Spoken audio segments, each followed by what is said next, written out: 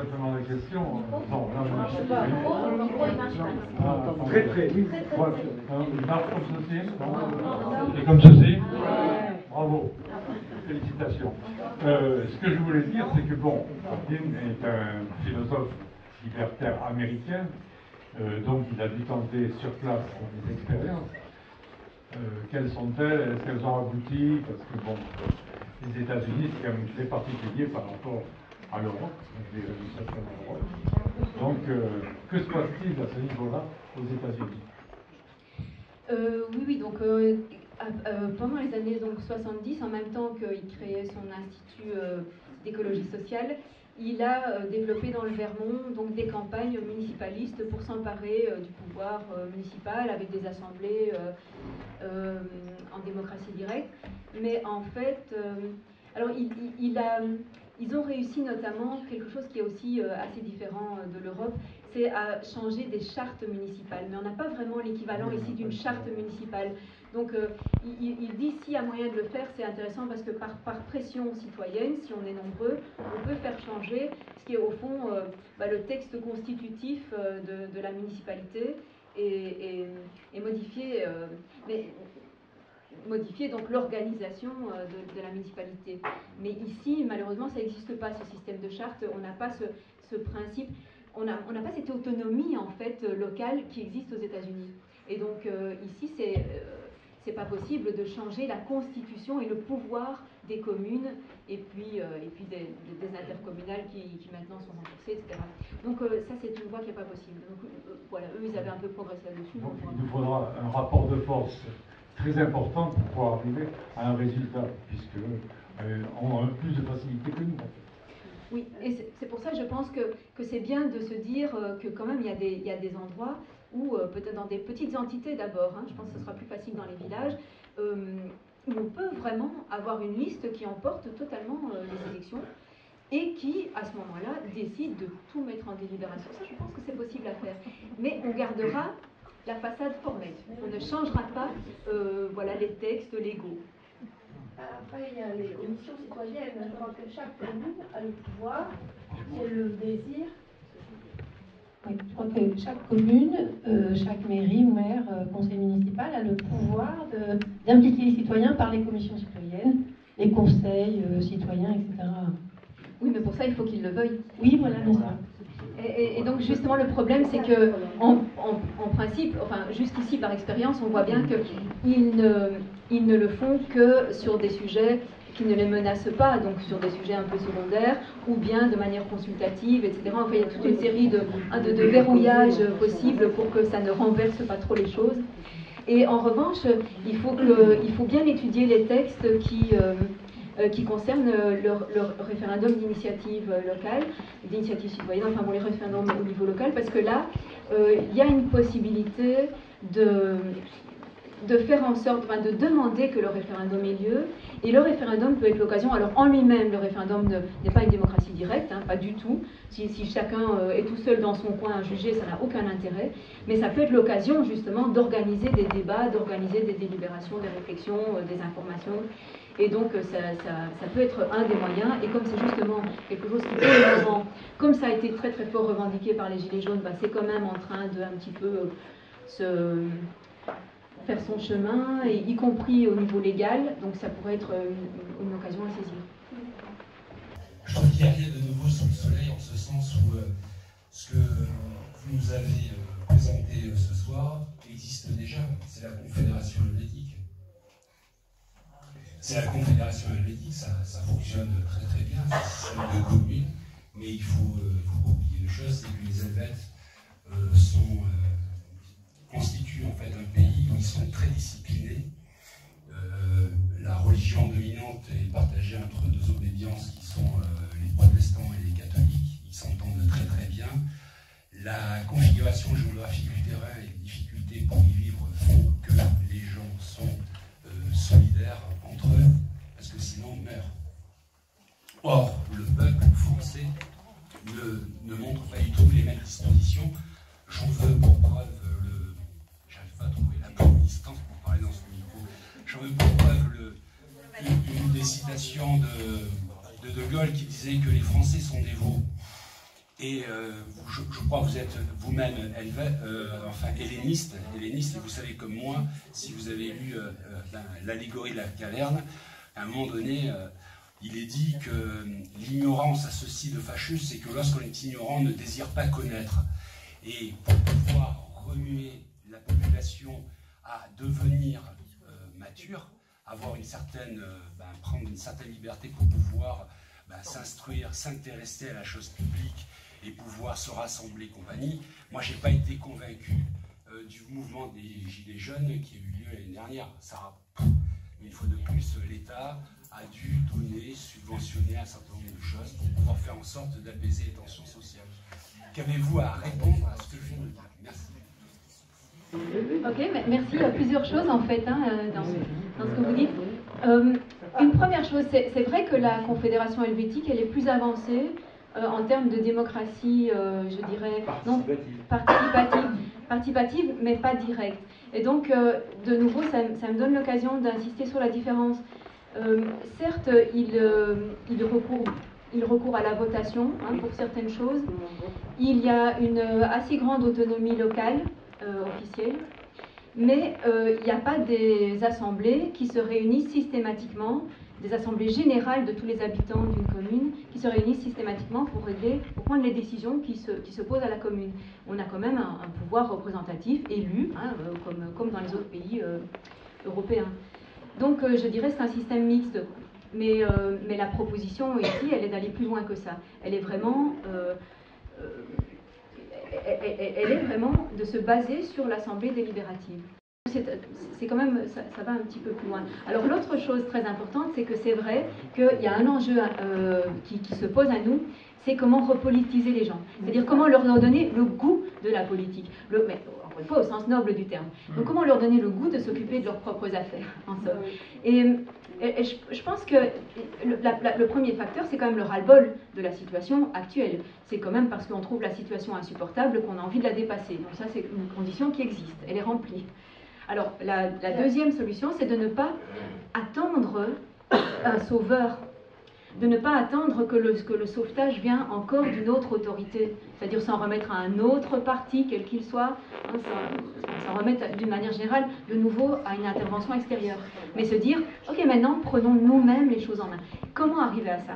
Je pense que, encore une fois, tout le monde est lucide sur le fait que c'est un mouvement qui ne va pas se faire en un an. C'est un mouvement de longue haleine. Et de longue haleine parce qu'il va s'auto-renforcer. Dès qu'il aura des petites victoires, il va se renforcer. Donc il faut commencer par des petites victoires. Il faut commencer par obtenir des petites choses, des petites communes libérées, ou bien des petites pressions de l'Assemblée qui marchent.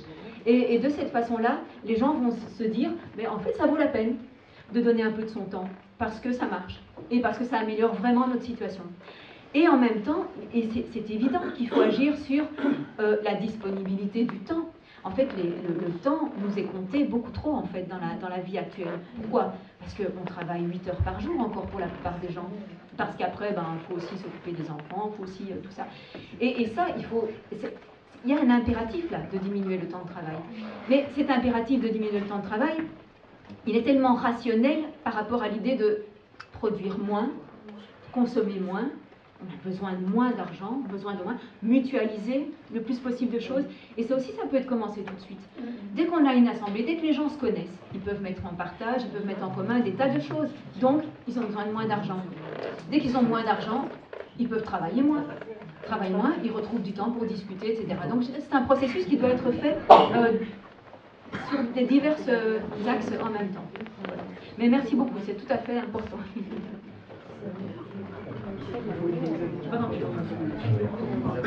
Oui, alors justement par rapport à ça, est-ce que le fait que les Gilets jaunes aient fait un mouvement, c'était quand même une implication de la part du peuple et une réappropriation de la politique, et même pour certains qui n'avaient jamais fait, ça leur a permis de se prendre en charge. Mais alors le problème, c'est qu'on a bien vu que c'était complètement déboulonné par le pouvoir en place, qui a réussi à faire en sorte qu'il les a discrédités, qui a fait en sorte qu'ils aient beaucoup moins de place que ce qu'ils auraient pu avoir. Ils ont beau avoir eu des victoires, les pauvres où ils en sont, il y en a quelques-uns encore, hein, je suis content de vous voir. Ah ben tant mieux, mais enfin...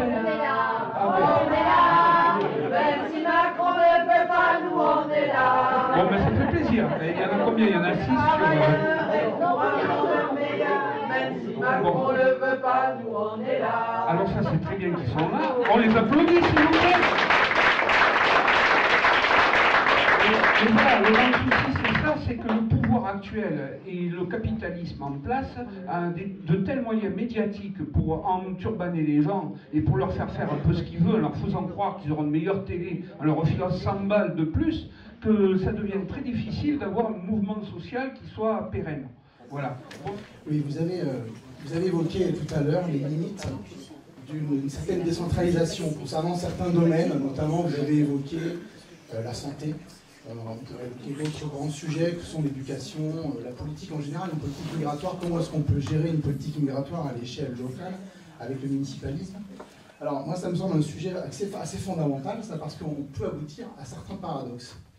Comment est-ce qu'on peut arriver à des grandes idées porteuses qui ont fait notre civilisation des Lumières, comme l'égalité? Comment est-ce qu'on peut arriver à porter une grande idée qui est l'égalité, qui est la fraternité, si à un moment donné, on ne se retrouve pas au-delà du local? Comment est-ce qu'on fait, par exemple, pour faire voter une peine de mort, l'abolition de la peine de mort? Comment est-ce qu'on fait pour faire voter ça avec un confédéralisme? Est-ce que c'est possible? En gros, est-ce qu'on arrive avec du confédéralisme? Alors ça rejoint un petit peu tout à l'heure la remarque du camarade qui est juste derrière. Est-ce que le confédéralisme, c'est vraiment la meilleure solution? La Suisse, est-ce que c'est un exemple de pays qui a innové dans l'histoire? Est-ce que c'est un pays est-ce que c'est pas un peu faussé par le fait qu'il est perfusé aux grands capitaux? Est-ce que c'est pas non plus ça? Donc vous voyez, ce paradoxe-là, est-ce qu'on peut faire aboutir une grande idée avec ce système on va dire, micro-gestion? C'est tout à fait pertinent. Et Bookchin, justement, il avait aussi mis en garde contre le risque d'un repli sur le local et donc d'une forme d'exclusion de l'extérieur. Et c'est pour ça qu'il disait il ne faut surtout pas que les municipes soient fermés sur eux-mêmes, et il faut que ça circule, que les gens circulent, que les informations circulent, que des choses soient faites en commun. Et donc pour lui, ça fait partie de cette culture. Mais quand on sait que toute cette idée, c'est pour ça que c'est inséparable de cette idée en fait humaniste, de cette idée humaniste de l'épanouissement humain. Et si on a vraiment en vue que si on se libère, c'est pas pour ne rien faire dans ses pantoufles, si on se libère, c'est pour découvrir des nouvelles possibilités de l'humain. Donc ça veut dire qu'on va aller en quête de ce qui se fait ailleurs, on va aller en quête de rencontres, d'échanges plus nourris, etc. Donc en fait, si ça s'accompagne de cette mentalité-là, et c'est indispensable, ça veut dire que dès le début, il faut mettre ça en place de cette manière-là, c'est très clair. Alors, on ne court pas tellement le risque, enfin on peut constamment lutter contre le risque, effectivement, d'une exclusion de l'autre. Et même à ce moment-là, je dirais, si on réfléchit même à la politique migratoire, les endroits où les migrants ont été vraiment bien accueillis et bien intégrés, c'est quand c'est un petit village qui a décidé de les intégrer. Il y a des exemples comme ça où on a vu... Ouais, voilà. C'est quand justement les habitants se sont dit on a tel endroit qui est libre, on a tel petit boulot qui peut être fait, où on aurait même justement, on est bien content d'avoir des gens. Oui, et donc en fait, je dirais, pardon, je termine. La relation directe est plus facile pour ça, en fait. C'est quand on n'a pas affaire à des chiffres. Si on a affaire à des chiffres, les gens qui ont peur des migrations, c'est parce qu'ils se disent « Oula, des milliers, qu'est-ce qui va nous arriver, des milliers de gens ?» C'est pour ça qu'ils ont peur. Mais si on dit « Il va y en avoir une famille par village », formidable, une famille, très bien, il y a une famille de plus, tant mieux pour l'école, tant mieux pour... Voilà. Et en fait, le localisme, justement, est meilleur pour ça. Donc moi je pense qu'il faut toujours le voir de cette façon-là. Oui, mais vous partez quand même de l'axiome qui fait que le localisme va forcément bien accueillir ces populations migrantes, par exemple. Voyez, est-ce que la somme des petites victoires, qui sont des victoires locales, on peut avoir une victoire locale qui consiste à mettre tout le monde dehors aussi, vous voyez, c'est une victoire locale ça aussi pour certaines personnes. Est-ce que les sommes de petites victoires fait une grande victoire qui soit digne des grandes idéologies qui font notre civilisation? Il n'y a aucune raison que ces grandes idées qui sont issues des Lumières, il n'y a aucune raison qu'elles ne continuent pas à s'exercer. Encore une fois, on ne va pas vers un primitivisme, on ne va pas vers un recul par rapport à la civilisation. On va au contraire vers une avancée dans la civilisation. En fait, notre civilisation, elle n'a pas beaucoup avancé sur, en tout cas pas proportionnellement au progrès technique, elle n'a pas avancé sur une certaine sagesse pratique, pas du tout. En fait, on a d'énormes progrès à faire là-dessus. Et donc, si on se dit que des instituts d'écologie sociale, par exemple, doivent fleurir un peu partout, ou peu importe sous quelle forme, hein, mais qui est en même temps qu'il y a une transmission, je dirais, pratique, technique, comment faire pour éclairer les assemblées sur comment délibérer, etc. Donc en même temps qu'il y a ça, qui est aussi, par exemple, des cours de philosophie, hein, je suis la première à le dire, justement des cours d'histoire, des cours c'est-à-dire des cours de civilisation. C'est-à-dire que ça fait partie de l'émancipation humaine de savoir tout ce que l'homme a produit de grand et de beau. C'est important, quoi, tout ce qu'on a produit de grand et de beau. Et donc, si on dit que une formation citoyenne n'est pas seulement technique, elle n'est pas seulement administrative ou de gestion, mais une formation citoyenne, c'est aussi être formé à la grandeur de l'humanité. Voilà. Mais d'emblée, il faut le dire. Et à ce moment-là, je veux dire, encore une fois, les grandes régressions morales ou politiques, c'est souvent le fait de gens qui sont isolés, qui tournent en rond isolément dans leur tête. C'est beaucoup qui ont peur parce qu'ils ne connaissent pas, mais la rencontre en général, c'est la meilleure manière de lever ça. Mais c'est très important de le souligner et ça permet d'insister là-dessus. Il faut absolument enseigner tout ce que l'humanité a fait de beau et de grand depuis qu'on en a des traces, quoi. Et entretenir ça.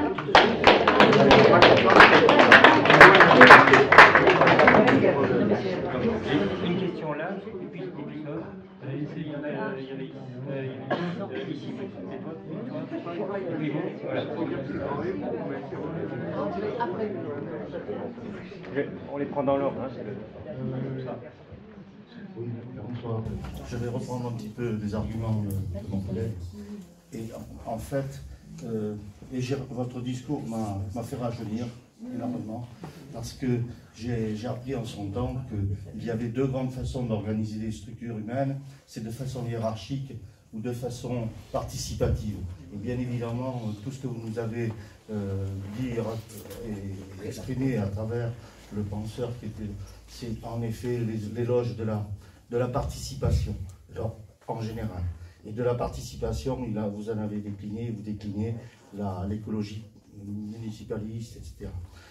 Pour autant, je pense qu'il y a des problèmes qui... Alors, juste petite remarque, deux grandes structures qui sont magnifiquement hiérarchiques, ou malheureusement beaucoup trop hiérarchiques, ce sont l'armée et l'Église. Et donc, si on prend ces deux structures, on voit bien quels défauts qu'elles ont entraînés. Par contre, malheureusement, il existe quelques exemples ou micro-exemples de structures dites participatives, mais cette volonté-là d'organiser la société en forme participative mérite d'être développée et d'être... Mais il y a du boulot. Il y a un énorme boulot. Et en fait, ça repose aussi beaucoup sur le fait que le citoyen, si on ne retient que cette qualité-là, la citoyenneté, mais il y a d'autres façons d'être dans ce monde que être simplement un citoyen. On peut être un homme, une femme, une façon de vivre, qui n'est pas forcément exprimée par la citoyenneté. On est d'accord. Donc de fait, ça part par... la réussite passe par le fait qu'il faut des individus qui ont envie de participer. Et la participation et le goût à la participation, ça part à la famille, dans le village et en effet dans la structure élémentaire. C'est le premier point. Le deuxième point, pour rejoindre ce que dit mon camarade, c'est qu'il y a des domaines sur lesquels on va pouvoir exprimer une participation locale ou une participation de petite dimension. Mais si on s'en réfère à Ellul, je crois, qui a écrit un magnifique bouquin qui explique que les hyperstructures ont généré des inerties qu'il faudra démolir. Alors, soit par un rapport de force que vous avez indiqué, soit, en tout cas, il y a du boulot. Il y a un immense boulot et bonne chance. Mais en tout cas pour détruire le capitalisme qui a généré de grosses puissances financières, des moyens énormes. Il va falloir, avec les gilets jaunes, peut-être aussi, relever les coudes et aller au boulot. Mais alors, juste pour prendre le cas de la santé, parce qu'il y a un exemple, excusez-moi, je suis un peu bavard, mais je vais essayer d'aller vite. Pour la santé, vous avez parlé des ouvriers qui ont créé l'URSSAF, mais les paysans ici, à l'origine, ont créé des caisses de secours mutuelles, et le mutualisme avait fait ses preuves, mais il a été complètement dévoyé, et le corporatisme, les coopératives ont été dévoyées. Donc attention, il y a des risques. J'ai fini. Moi, je voulais rebondir déjà sur la question Gilets jaunes. Le pourquoi, parce que très tôt dans le mouvement des Gilets jaunes, on a commencé à parler de démocratie directe et des choses comme ça. Ce qui a fait casser et éclater tous ces groupes Gilets jaunes, c'est justement tous ces gens qui n'ont pas saisi l'importance de cette démocratie directe parce qu'ils sont complètement enfermés dans leur famille politique. Donc, qu'elle soit FI, RN ou républicains ou machin, ils n'ont pas pigé, ces gens-là, que le fait de mettre tout à plat et de discuter ça en assemblée, peu importe l'idéologie de mon parti, quand je suis dans mon local et que c'est l'intérêt commun du bassin de vie qui est à prendre en compte, et peu importe l'idéologie du parti. Ça, c'est ce qui a fait beaucoup de mal aux Gilets jaunes, et c'est un peu dommage parce que il serait bien que les gens, voilà, ils enlèvent leurs œillères de parti, et puis qu'ils viennent retrouver sur les ronds-points, discuter chacun avec son savoir, et puis même l'idéologie de son parti, parce qu'amener des solutions, je sais pas, moi je connais pas les idées de parti, mais les solutions qu'ils ont proposées par les partis, on est nous-mêmes à même de les connaître, enfin de les participer, de faire connaître aux gens, et que ces gens qui sont issus de partis, qui ont des solutions préhonées par leur parti, peuvent venir au sein des Gilets jaunes présenter, et après ça se discute en assemblée. Après, une deuxième chose, c'est que je voulais vous poser la question, savoir, au niveau des... Donc, Bookchin ayant fait retravailler, fait ses recherches, etc., où y a-t-il moyen de... il a dû y avoir des rapports compte tenu de ses travaux, où c'est qu'on pourrait se procurer ça pour justement rentrer dans l'information.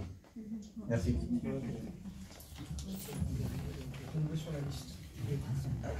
Oui, en fait, ça c'est peut-être quelque chose que j'aurais dû faire, c'est apporter une bibliographie de Bookchin, parce qu'il y a beaucoup maintenant, bon, il a écrit énormément en anglais, mais il y a beaucoup maintenant de ses ouvrages qui sont traduits en français, mais si vous faites une recherche, simplement une recherche...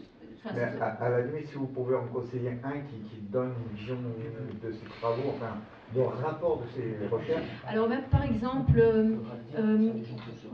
il y a un recueil d'articles qui est paru récemment aux éditions L'Échappée, qui s'appelle « Pouvoir de détruire, pouvoir de créer ». Et donc celui-là, il se trouve très facilement et il donne une bonne... Comme c'est plusieurs articles sur des thèmes un peu différents, c'est assez complémentaire et ça couvre à peu près tous les aspects qu'il a développés. En résumé, parce qu'après, il y a encore une partie qui n'est pas traduite, etc. Mais celui-là, peut-être.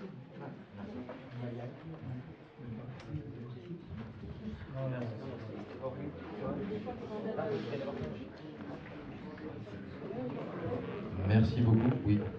Pardon. Merci beaucoup pour votre intervention, c'était passionnant. Moi j'avais deux petites questions qui m'interpellaient par rapport à la question de...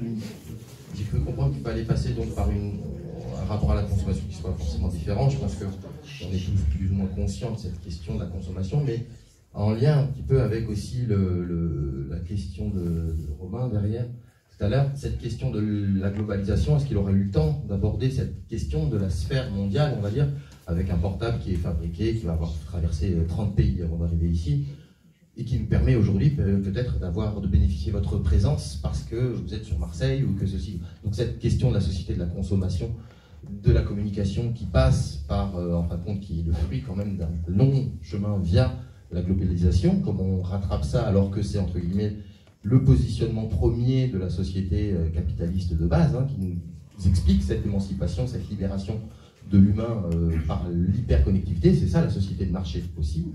Et la deuxième question que j'avais, c'était par rapport au rapport à l'outil de propagande, parce que parmi les entre guillemets anticorps premiers de la société capitaliste aussi, c'est surtout la captation de la parole, de la pensée, avec une appropriation et enfin grosso modo, ils disent tout le temps la soupe dans tous les bouts, ils occupent le terrain.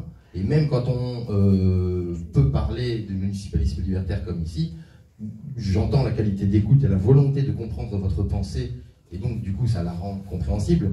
On sait très bien aussi que ce ressort qu'on a tout de suite identifié, ce côté refermé, sera certainement la première poignée pour un outil capitaliste, entre guillemets, de dénoncer un recroquevillement, de dénoncer et d'interpréter comme ça de travers, entre guillemets, cet élan de libération individuelle.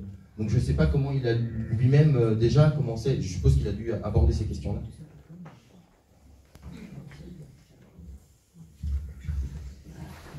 En fait, il a seulement commencé à le faire, mais on peut poursuivre tout à fait dans la logique de sa pensée. Et déjà,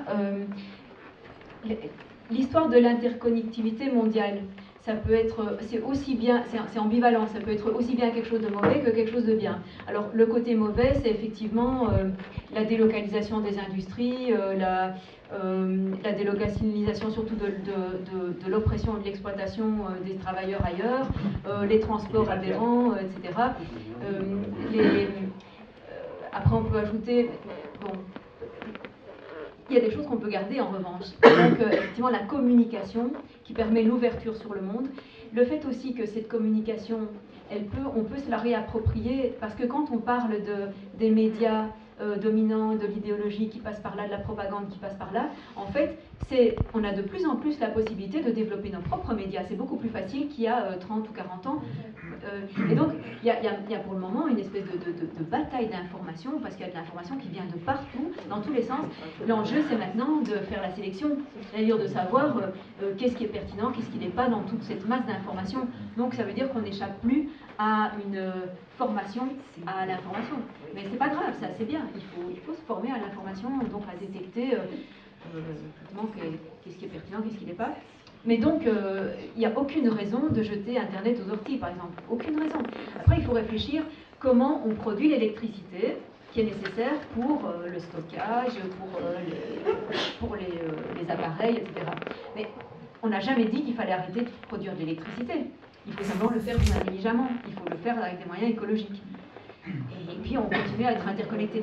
Et l'interconnexion avec tout le reste du monde permet aussi de connaître des réalisations plus avancées que celles qu'on a ici en Europe. Parce que tout à l'heure, j'ai commencé par parler du Rojava, du résistant syrien, où, alors malheureusement, ils sont en train d'être écrasés militairement. C'est ce qui arrive le plus souvent. Le plus souvent, l'échec, c'est parce que c'est écrasé militairement. Donc, ça, c'est un problème. Disons, une des réponses à ça, c'est de le faire tellement partout que ça deviendra plus difficile de écraser tout. Mais sinon, il y a aussi l'exemple du Chiapas au Mexique, qui est plus ancien, un exemple des zapatistes au Mexique. C'est un type de confédéralisme démocratique, même si ça ne s'est pas appelé comme ça. En fait, il y a des municipes autonomes qui sont réunis en plusieurs entités. Il y en a 12 maintenant, des petites entités de conseils territoriales. Et tout marche avec des mandats impératifs. Toutes les délibérations sont au départ par l'Assemblée locale. C'est ce système, il est fait, il est réalisé. Et là aussi, les plus grandes difficultés, c'est des agressions physiques de la part de ceux qui ont intérêt à garder l'ancien système, c'est-à-dire ont intérêt à développer des mines, à aller exploiter des mines, à aller exploiter des bois précieux, à aller exploiter, etc. De manière privatisée, c'est-à-dire non pas pour le bien de tout le monde, mais pour le bien de quelques-uns. Et voilà. Et donc, c'est de nouveau, là, ils sont... Effectivement, chaque fois que quelque chose marche, l'opposition ne peut plus être une opposition idéologique parce qu'on voit qu'ils ont raison de développer ça. Et l'opposition, elle devient physique. Ça devient la force. Donc, on ne peut pas dire qu'on ne doit pas se préparer à ça. Et notamment, au Mexique, il y a maintenant plusieurs territoires indigènes qui ont composé leur propre autodéfense communautaire. Alors c'est moche de devoir en passer là, parce qu'on est quand même pacifiste, on n'a pas envie de la violence, mais en même temps, quand on se trouve dans des situations, bon la situation est extrême au Mexicain, narcotrafic, armé, etc. Bon. Mais composer une autodéfense de toutes les... Enfin, il y a différentes façons de s'autodéfendre, mais bon, c'est sûr qu'il faut s'organiser. Merci. Je voudrais revenir sur votre introduction. Vous semblez faire un trait d'égalité entre communisme et le mouvement stalinien. Je voudrais quand même rappeler... Le mouvement stalinien n'est pas communiste et a détruit tous les mouvements révolutionnaires du XXe siècle au-delà de la révolution russe, la période finale du XXe siècle. Donc, si on veut comprendre l'histoire et la situation actuelle, il faut quand même intégrer ce fait-là. Et dans l'analyse marxiste, quand vous parlez de création de rapports de force pour transformer la société, on privilégie le fait que l'entreprise est le lieu de l'exploitation capitaliste où se crée justement la richesse et ce que Marx appelait lui la plus-value. Donc, en fait, cette inégalité dans la répartition des richesses. Et c'est au sein de l'entreprise que ça se crée. Et donc, dans l'analyse marxiste, on insiste sur le fait que c'est dans ce lieu-là que les enjeux stratégiques sont les plus importants. D'où la nécessité d'un mouvement ouvrier révolutionnaire pour transformer la société. Et donc, à ce titre-là, donc tous les mouvements ouvriers révolutionnaires, qu'ils soient rouge, noir ou tout ce qu'on veut, parce qu'il a eu effectivement, le mouvement ouvrier révolutionnaire a eu plusieurs couleurs, je le dirais comme ça pour simplifier un peu les choses et tout. Il a toujours été dans la démocratie directe. Une des grandes luttes qui n'a pas été forcément révolutionnaire, mais qui était une lutte majeure dans les années 80, c'est l'IP. Et à l'IP, on a exercé la démocratie directe. Le mouvement ouvrier de l'époque, enfin certains secteurs du mouvement ouvrier de l'époque réclamaient effectivement l'autogestion ouvrière et la démocratie. Donc s'inspirer de la démocratie directe. Voilà, c'est petit truc, et je pense que le mouvement social ouvrier, enfin la lutte au sein des entreprises, est complémentaire de la lutte citoyenne à l'extérieur des entreprises, mais que les deux sont nécessaires.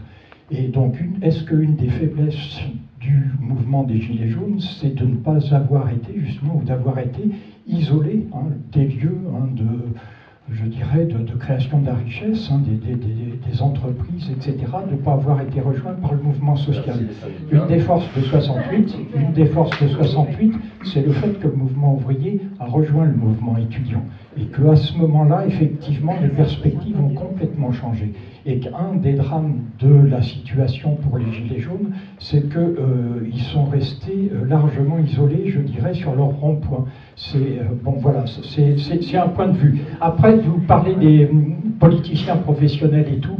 Qui aurait cru que Cohn-Bendit était un professionnel de la politique bien longtemps plus tard?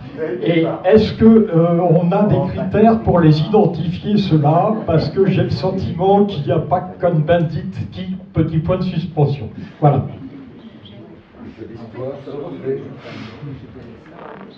J'ai deux choses à répondre parce que vous soulignez des choses importantes. Et ensuite, évidemment, les Gilets jaunes, il faut qu'ils répondent aussi. Mais... premièrement, sur les gens comme Cohn-Bendit, en fait, le problème n'est pas de repérer des individus. Le problème est d'avoir une structure qui rend impossible que des individus prennent le pouvoir. Voilà, on est d'accord. Et alors, l'autre question, sur l'autogestion, il est clair que dans la proposition de Bookchin, l'Assemblée politique ne gère pas totalement l'économie. C'est évidemment chaque entité économique qui se gère en autogestion. Voilà. L'Assemblée, elle détermine les grandes orientations. C'est-à-dire, qu'est-ce qu'on va produire, de quoi est-ce qu'on a besoin, où est-ce qu'on va l'installer. En gros, c'est ça. Mais après, ce sont les travailleurs de chaque entité qui décident de comment ils font, comment ils s'organisent, etc. Donc, c'est l'autogestion. C'est complètement complémentaire. Si on veut, l'autogestion, c'est l'aspect économique dont que l'Assemblée dépasse par d'autres aspects aussi. Il y a une interpellation directe, donc on va passer l'ordre de parole pour laisser les Gilets jaunes. Une petite précision donc, pour les Gilets jaunes. On a commencé non pas le 17 novembre, on a commencé bien avant. En tant que Gilets jaunes, on a des amis à nous qui sont dans les syndicats, on ne donnera pas le nom des syndicats, mais un syndicat bergeracois, d'accord. Et très rapidement, la journée des 17, on en a eu qui sont venus voir sur les ronds-points, de très loin, d'accord. Comment ça se passait? Moi, j'ai des amis qui y sont. Mais pourquoi tu viens pas, quoi? Eh ben, on a des consignes, d'accord? On ne doit pas se mélanger. On ne vient pas. Et encore maintenant, au niveau de certains syndicats, ils ont la consigne de ne pas se mélanger. Nous, on veut la convergence depuis le début. Eh Ben, il y a eu des mots d'ordre officiels de l'autre côté qui disent n'y allez pas. Alors pour différentes raisons, d'accord, allez-y, extrême droite, machin, mais ils ont eu les consignes de pas venir. Encore maintenant. Bon, on voit qu'il y a une scission qui se fait à l'intérieur des syndicats à l'heure actuelle. Il y a beaucoup d'adhérents de base, des syndiqués qui viennent au contact, qui viennent échanger et qui ont aussi les gilets. On est d'accord, moi je suis dans le constat. Hein. Je n'ai pas essayé d'analyser comment, qui, c'est de la pota, etc. Ok. Dans le constat. D'accord. Moi c'est simplement la petite précision que je voulais ajouter. Nous on veut que la convergence. Voilà, merci.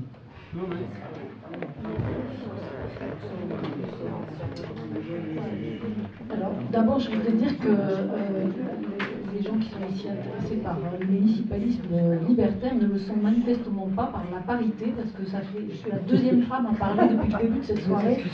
Donc, je pense qu'il aurait été bien d'alterner un homme et une femme. C'est la deuxième demande, en fait. Il n'y a pas eu de demande. Oui, mais il faut que les femmes se mettent à parler aussi.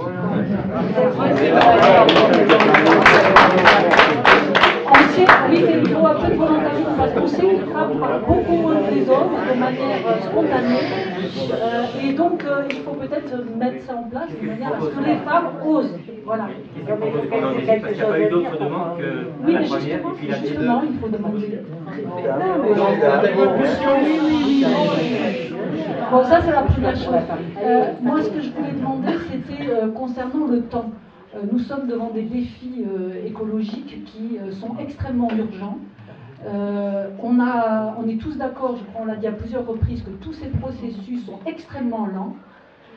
Aussi bien l'inversion du rapport de force, aussi bien le fait d'intéresser les gens à nouveau à la politique et au bien commun, etc. Et donc, comment on fait ? Voilà, parce que là, si on attend que ces processus se développent, on est mort. Tout simplement.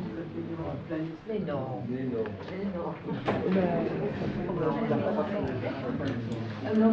En fait, on ne sait pas très bien pour combien de temps on en a exactement. Il y a des rapports qui sont en controverse. C'est très difficile de faire des prédictions. Et c'est vrai qu'il y a toute la théorie de la collapsologie qui propose, qui diagnostique la menace pour presque tout de suite. Et on ne sait pas très bien combien de temps ça va prendre et si on est vraiment dans l'irréversibilité déjà ou pas. Donc moi je dirais, on ne gagne rien à paniquer, quoi. On gagne à installer les choses le plus vite possible, à se bouger maintenant, ça c'est sûr, on doit se bouger, mais il ne faut pas paniquer parce que si la panique, elle empêche de se bouger. Et donc moi je pense que les choses vont aussi s'accélérer proportionnellement à la prise de conscience et aux premiers effets justement des problèmes qui vont se poser. Enfin, un mouvement comme Extinction Rebellion, par exemple, il est jeune, c'est un mouvement jeune, enfin dans les deux sens du terme d'ailleurs, il est fait de jeunes et en même temps il est nouveau, et il fait énormément de choses, déjà il est extrêmement présent. Je pense que tout va aussi s'emballer au fur et à mesure que de plus en plus de monde vont sentir l'urgence. Donc en fait, on ne peut pas faire vraiment de modèle prospectif parce qu'on ne sait pas combien de facteurs vont changer très rapidement dans les années qui viennent. Donc moi je dirais, on panique pas et on met en place le plus possible de choses.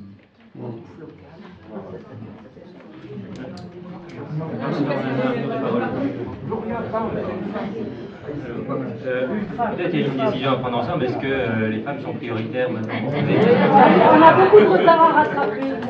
C'est moi qui ai parlé depuis longtemps. Ce que ça veut dire, c'est que c'est en tant que tel qu'il demande ce droit. Et moi, j'ai beaucoup de féminité. Je suis hermaphrodite. Non, mais c'est une donc, moi, je suis un peu bloqué maintenant parce que le tour de parole.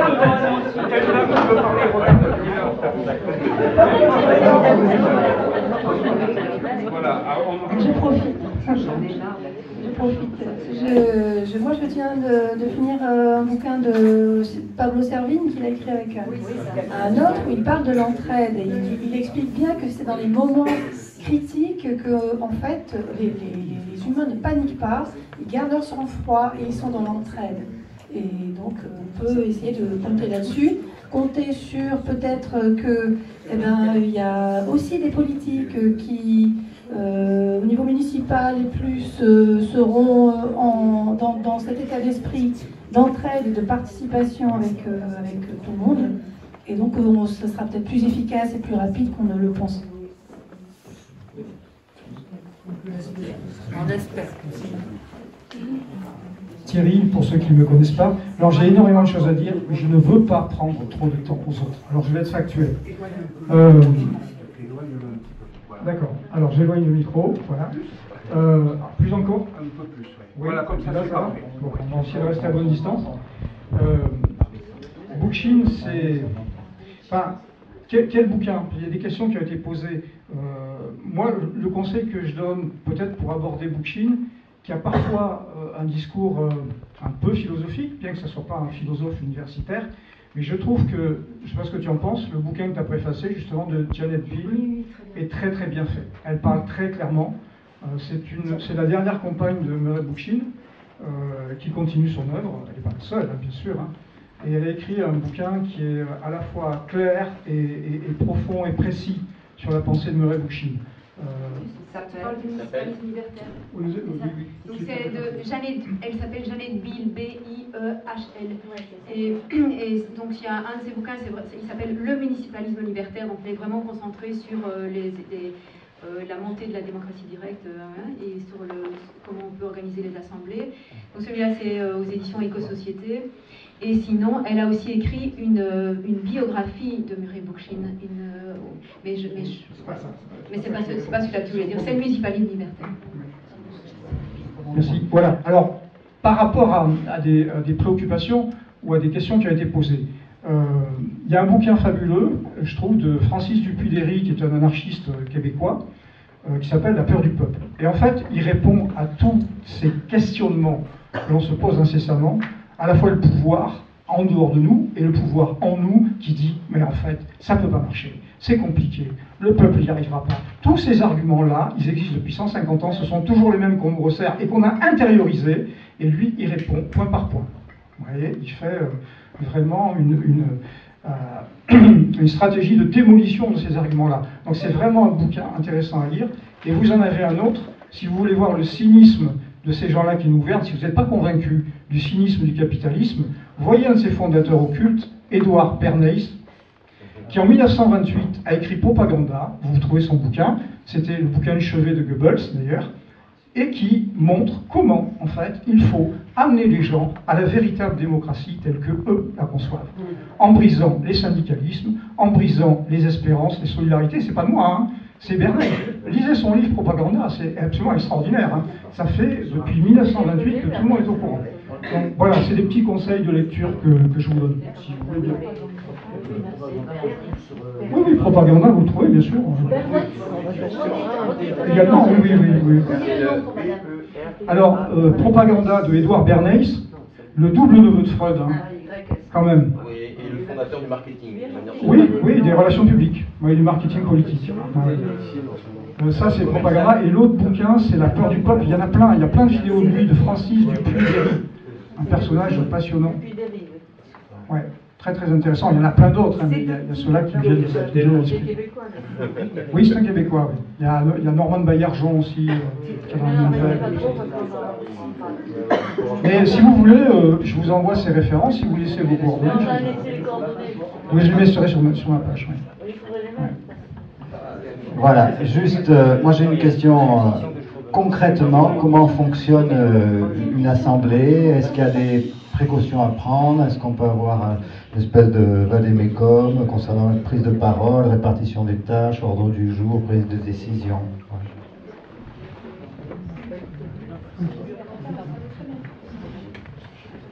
Oui, alors ça c'est extrêmement important effectivement, mais il y a déjà des tas d'expériences qui existent et même de théories, de manières de faire qui ont été étudiées, donc on n'est pas en pays inconnu, quoi. On a déjà des tas d'exemples de comment faire fonctionner le mieux possible une assemblée.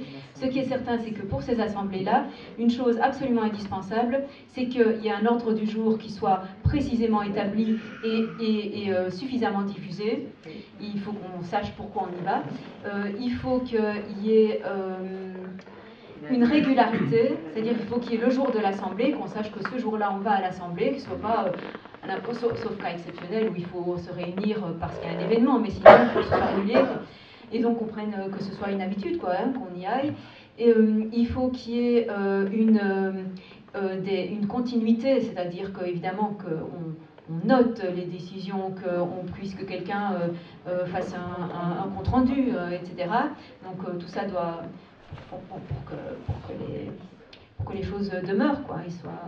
Alors il faudra, on doit laisser, je pense aussi, une grande, enfin Bookchin le disait aussi d'ailleurs, une grande liberté à chaque assemblée d'établir certains modes de décision. Par exemple, est-ce qu'une assemblée veut fonctionner seulement au consensus, ou bien est-ce qu'elle admet le vote dans certains cas, vote sur des décisions, je veux dire, hein, pas vote pour élire quelqu'un.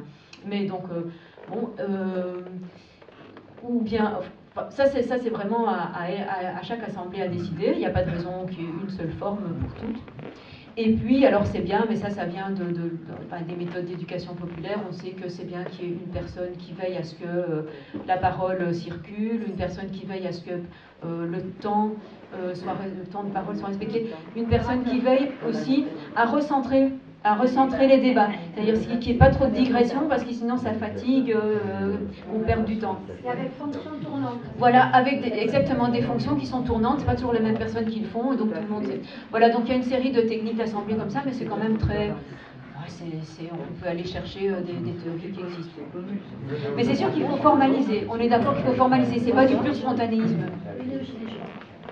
Un tout petit peu en arrière par rapport à tout ce qui a été dit, j'avais la sensation que vous étiez là en face de nous à essayer de justifier pourquoi les choses ne marchent pas. Donc, j'ai pensé souvent à un seul exemple, c'est-à-dire l'être humain, ça fait quelques années, un peu loin pour nous, à notre échelle, marcher à quatre pattes. Et quand on a voulu se mettre debout, il a fallu jongler sur un pouvoir oppressant, beaucoup plus intéressant que les systèmes économiques et que le gouvernement, et tout ça, ça s'appelle la gravité. Et quand on a appris qu'on prenait le risque d'avancer en tombant pratiquement et qu'on a mis notre jambe devant, on a appris à marcher.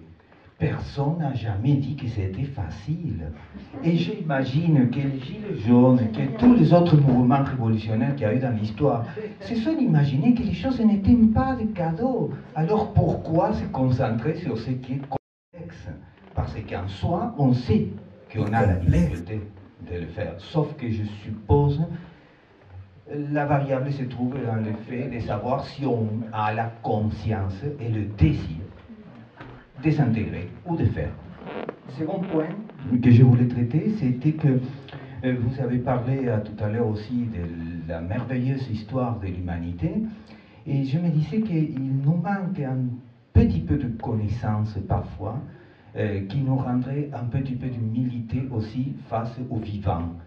Il y a des merveilleux exemples dans la nature qui nous parlent de la coévolution, par exemple, entre certains végétaux et certaines espèces d'animaux, et qui surtout, auprès des millions d'années ou des milliers d'années d'évolution, n'ont pas mis en danger aucune autre espèce, au contraire de notre intelligence humanité.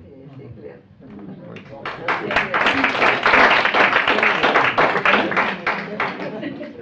Merci.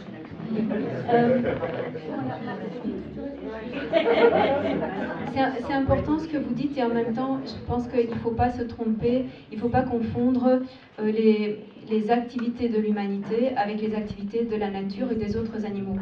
Parce que l'évolution naturelle, elle s'est faite de manière non décisionnelle. Elle s'est faite par une série d'accidents, et puis de conservation, etc., de pressions diverses. Les espèces qui ont convergé, elles ont aussi été sélectionnées parce que, justement, c'était un rapport qui permettait qu'elles se poursuivent et donc qui était favorable, et donc elles ont été sélectionnées. L'être humain, il n'est pas comme ça. L'être humain, il agit à partir de sa réflexion, à partir de sa délibération, et en instituant. L'être humain, il est instituant, c'est sa grande différence. C'est-à-dire que lui, il décide d'instituer quelque chose. Et c'est pas que ça lui vient justement d'une forme de pression sélective ou d'une forme de... Il réagit même pas directement au stimulus de son environnement. Il peut chaque fois réagir de manière différente au même stimulus, parce que ça passe par le filtre de sa délibération. Et donc c'est ça qui est différent, et c'est pour ça qu'on est politique. C'est pour ça qu'on est une espèce politique. C'est parce que, plus que sociale, parce qu'on peut dire les fourmis sont sociales, mais elles ne délibèrent pas ensemble. Et nous on est politique, parce qu'on délibère. Et donc parce qu'on se dit, ce qui est bien, ça ne viendra pas tout seul, il faut qu'on l'institue, il faut qu'on décide de comment on va mettre en place les choses. On ne laisse pas la nature mettre en place pour nous. Et que ce soit bien ou mal, c'est une autre question. Peut-être que si on était régi uniquement par la nature, on serait mieux intégré parmi les autres êtres, ou peut-être au contraire qu'on aurait disparu, on n'en sait rien. Mais de fait, on n'est pas géré par la nature, on n'est pas poussé par la nature. On est en partie, on est des êtres biologiques bien sûr, mais toute notre organisation collective, elle est basée sur notre auto-institution. C'est sur le fait qu'on décide d'instituer des choses. Et souvent, cette auto-institution, on n'en a pas tout à fait conscience parce qu'elle nous vient de l'histoire. Mais l'histoire, c'est pas une évolution naturelle. L'histoire, c'est des hommes qui l'ont faite. C'est-à-dire, c'est des gens qui, à un moment, ont décidé, ou des rapports de force, qui, à un moment, ont installé des choses. Et après, ces choses sont devenues habituelles et on a parfois du mal à les remettre en question. Donc, c'est pas spécialement qu'on a toujours voulu qu'elles se passent comme ça, bien sûr.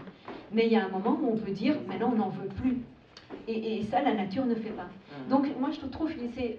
En même temps, c'est bien de toujours rappeler, d'ailleurs comme Reclus, que l'homme est une partie de la nature, ok, mais il est la partie de la nature par laquelle la nature se pense elle-même. Donc l'être humain, c'est celui qui est capable de se retourner sur ce qu'il a produit et de décider comment il veut continuer. C'est le seul. Donc, pour le meilleur et pour le pire. Donc voilà, il faut faire en sorte que ce soit pour le meilleur. Et c'est vrai que la raison, elle est à double tranchant. Évidemment que la raison est à double tranchant. La raison, et même l'imagination qui permet d'inventer des tas de choses nouvelles, ça peut aller évidemment vers le pire. On peut utiliser l'intelligence pour faire le pire, évidemment. Mais c'est à nous de dire on veut la diriger vers le meilleur. Évidemment, c'est des facultés qui sont à double tranchant. Oui, bon, excusez-moi, moi j'ai pas assisté à votre... J'assiste qu'au débat en fait, j'étais pas là pour la présentation, alors je suis un petit peu gênée. J'ai tombé complètement à côté de la plaque, je prends le risque. J'ai entendu, enfin vous avez dû entendre aussi récemment, un être, je ne me rappelle plus son nom, qui a écrit un livre. Et le titre était assez catastrophiste en disant pourquoi l'homme court-il à sa perte, grosso modo. Et c'était toute une théorie sur le striatum.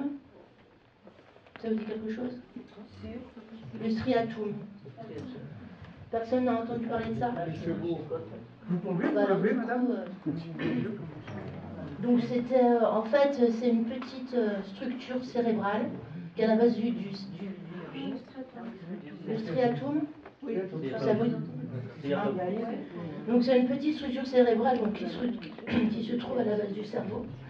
Et qui est donc une entité cérébrale qui est complètement... qui régit en fait, voilà, c'est ce qu'il développe comme idée, le fait qu'on ait survécu, que l'homme a survécu dans un environnement qui lui était quand même assez hostile par rapport aux autres mammifères. Hein, on n'a pas forcément autant d'atouts que les autres animaux. Et donc il y a 5 piliers fondateurs. Il expliquait ça, il y a 5 piliers fondateurs. Et donc le titre de son livre, c'était Pourquoi l'homme court à sa perte, c'est-à-dire que face à l'urgence écologique, notamment puisque c'est quand même ça qui nous occupe aujourd'hui, hein, probablement c'est ça qui va un petit peu faire que tout va peut-être bouger ou pas, ou qu'on va disparaître ou pas, mais sans doute on est bien parti. Qu'en fait cette structuration qui est vraiment primaire faisait que ça nous ankylose et ça nous handicape pour réagir. Parce que les 5 piliers, c'était de mémoire, c'était bon, manger, non, manger, se reproduire évidemment, oui, mais c'était aussi communiquer, c'était aussi trouver des solutions pour se faciliter la vie, et c'était aussi se mesurer aux autres. Et que ces 5 piliers fondateurs, en fait, avaient assuré notre survie, mais qu'elles agissent, et ces 5 piliers sont toujours là pour faire en sorte qu'on ne réagit pas à l'urgence. Parce que ça nous met dans un inconfort terrible et que ça va à l'encontre de ces piliers qui nous gouvernent. Et donc voilà, c'était ce qui développait. Bon, si vous n'avez pas entendu parler, forcément, on ne va pas aller très loin. Ouais. Mais du coup, ça faisait peur parce qu'on se disait que c'est difficile de changer les... En fait, c'est une sorte de mentalité, c'est difficile de réagir, quoi. Ah ouais, réellement, concrètement. Et positivement.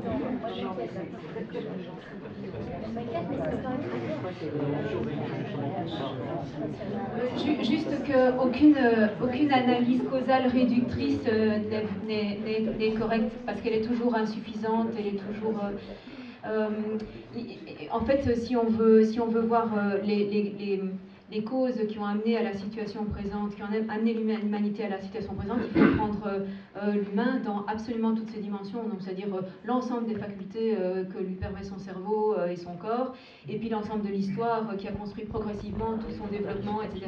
Et donc en fait, c'est une somme de facteurs gigantesques, et réduire ça à une glande pinéale, ou je ne sais pas, c'est pas, non, ça va pas apporter, je pense. Enfin, je pense. C'est pas utile. Ce sont des données qui sont validées. Oui, mais est-ce que vous l'avez trouvé sur un site? Il y a tellement de choses. Il y a tellement de choses en ce moment qui se disent sur le fonctionnement de l'être humain qui sont complètement. Je l'ai entendu sur une émission sur France Culture. Voilà, je l'ai entendu il y a plusieurs reprises. Je passe la parole à un biologiste. Franchement, parce que quand les gens ont fait la révolution, ils l'ont faite. Ils n'étaient pas bloqués. Je veux dire, on peut avoir n'importe quoi, des appréhensions, des ci, des là, à cause de notre striatum, là, mais ça nous empêche que... Oui, oui. Il y a des moments où les gens font les pas en avant et ne sont pas bloqués. Oui, mais tellement de choses à l'heure actuelle, au niveau des sciences, c'est fou, quoi, quelquefois. J'aimerais aller tout à fait des recherches. Hein. Ouais, j'aimerais aller dans ce sens-là parce que... En fait, moi, je suis chercheur et j'ai fait une thèse en neurobiologie. J'ai donné des cours. Attendez, aujourd'hui, je fais plus ça, je fais de l'analyse des génomes, mais c'est indépendant. J'ai donné des cours à l'Université populaire qui a organisé Annick sur justement la génétique du comportement. Donc, j'ai revu ça assez bien en profondeur il y a 3 ans. C'est un sujet sur lequel je travaille depuis une quinzaine d'années parce que je donne des cours sur la biologie et société. Donc, le message que je voudrais vraiment vous faire passer, c'est de vous méfier énormément des cas où des biologistes. Enfin, c'est exactement ce qu'a dit Annick à propos du réductionnisme. Moi, je le constate de l'intérieur du domaine. Il faut énormément se méfier, d'une part, de ces parties de la biologie qui ont une prétention à être holistique et à expliquer l'ensemble de choses qui les dépassent complètement.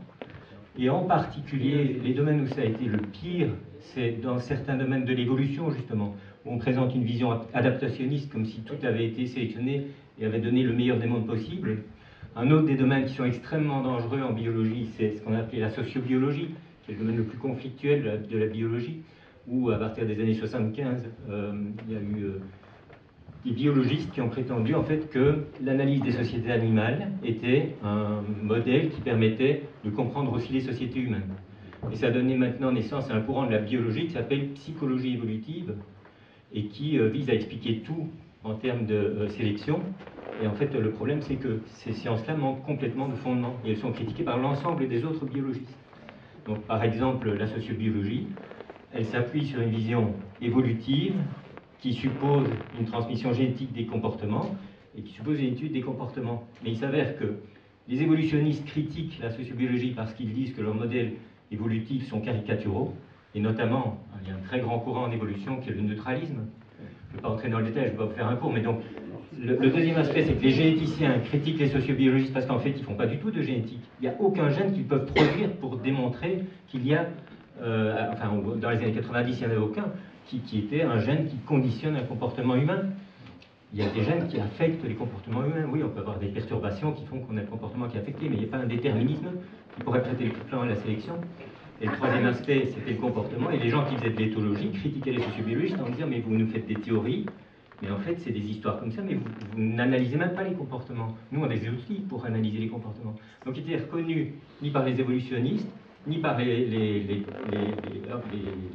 ni par les généticiens, ni par les évolutionnistes, ni par les éthologues, alors qu'ils prétendaient faire l'union de ces sciences-là. Et de la même manière, aujourd'hui, les psychologistes évolutifs ne sont absolument pas reconnus par les psychologues parce qu'ils ignorent toute la psychologie. Donc il faut vraiment faire attention à l'argument d'autorité de la science. Et évidemment, un des gros problèmes, comme vous le dites aussi, hein, on entend tout le temps parler des sciences, c'est que ces sujets-là sont tellement au cœur de nos préoccupations que c'est ceux-là dont on parle dans Science et Vie, dans la recherche, pour la science. Alors certaines de ces revues sont un peu plus critiques que d'autres, mais il y en a qui ont vraiment une tendance à amplifier, à encore plus simplifier le message, à le caricaturer. Donc il faut vraiment se méfier de ça. Heureusement, parce que ce que ça veut dire, c'est que ce qui va nous éclairer sur nos choix, c'est pas justement la connexion de une glande ou la connexion de nos systèmes nerveux. On a vraiment cette capacité de délibérer. Et en tout cas, c'est un postulat qu'il faut faire, parce que sinon, c'est terriblement déprimant.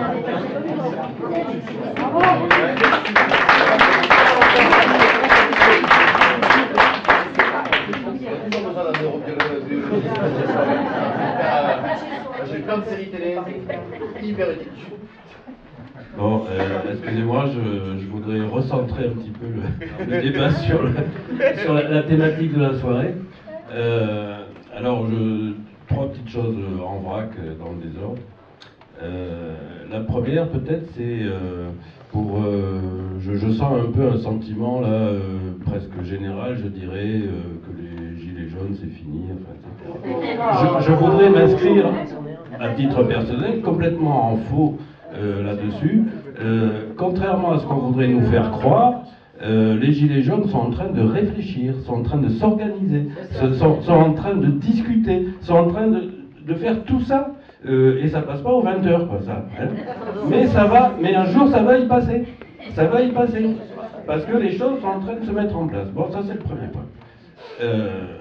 Le deuxième point, c'est pour répondre un peu au monsieur qui est là-bas à droite, avec des lunettes et des cheveux blancs, qui a parlé de l'IP, de l'autogestion, etc., qui a pour base l'entreprise. Et là, l'entreprise, le capitalisme est très malin, très adaptatif, très, etc. Et donc, on est bien obligé de constater une évolution extrêmement rapide, qu'on appelle, pour faire vite, ubérisation, enfin, etc. Donc l'entreprise, elle a du souci à se faire, et donc la politique au sein de l'entreprise, elle a d'autant plus de soucis à se faire aussi, puisque l'entreprise disparaît. Et à ce sujet, c'est une petite parenthèse. Oui, c'est une évolution. Je parle en tendance. Bien sûr. Donc, je vous invite tous à aller voir le film de Ken Loach, qui est absolument formidable, quoi. Formidable à tout point de vue. Et pour finir, je voudrais poser une question donc très directement à ce que vous avez évoqué au début là. Donc peut-être que j'ai pas bien compris, c'est pour ça que je voudrais des éclaircissements. Est-ce qu'il y a, enfin vous avez parlé de deux sortes de groupes, donc certains qui sont organiques et d'autres qui sont, j'ai oublié, enfin hiérarchiques, exactement. Et donc parmi les premiers, les organiques, j'ai cru comprendre qu'il y avait des sociétés indiennes des deux Amériques. Et je voudrais en savoir un peu plus. Voilà.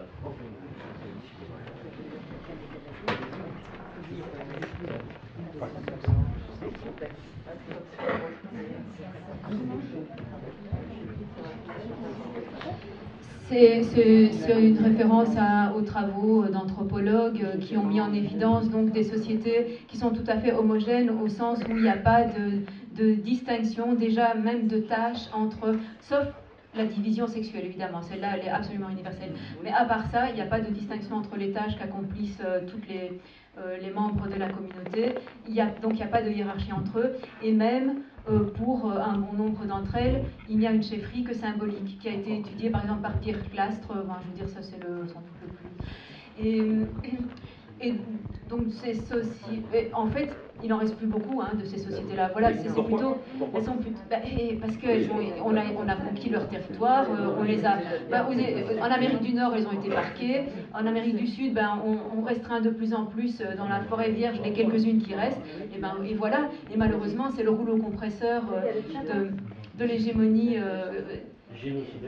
Génocidaire, oui, génocidaire, bien sûr. Donc c'est très très triste, mais en même temps, il faut aussi dire c'est pas nécessairement notre modèle non plus. Je veux dire, c'est pas à ça qu'on veut arriver, parce que ce sont des sociétés aussi assez uniformes, je veux dire, où il y a quand même une unité de pensée, une unité d'action, une unité de comportement, une pression sociale assez forte sur le groupe, peu d'expression de l'individualité. Alors, on peut choisir ça, mais on peut aussi se dire, non, on a envie d'avoir une plus grande diversité, etc. Donc, c'est pas spécialement un modèle, mais c'était juste pour dire, il y en a qui ont pu, jusqu'au bout, éviter la hiérarchisation. Et celles-là sont en harmonie avec la nature. Voilà, c'est là. Voilà, et celles-là sont en harmonie avec la nature.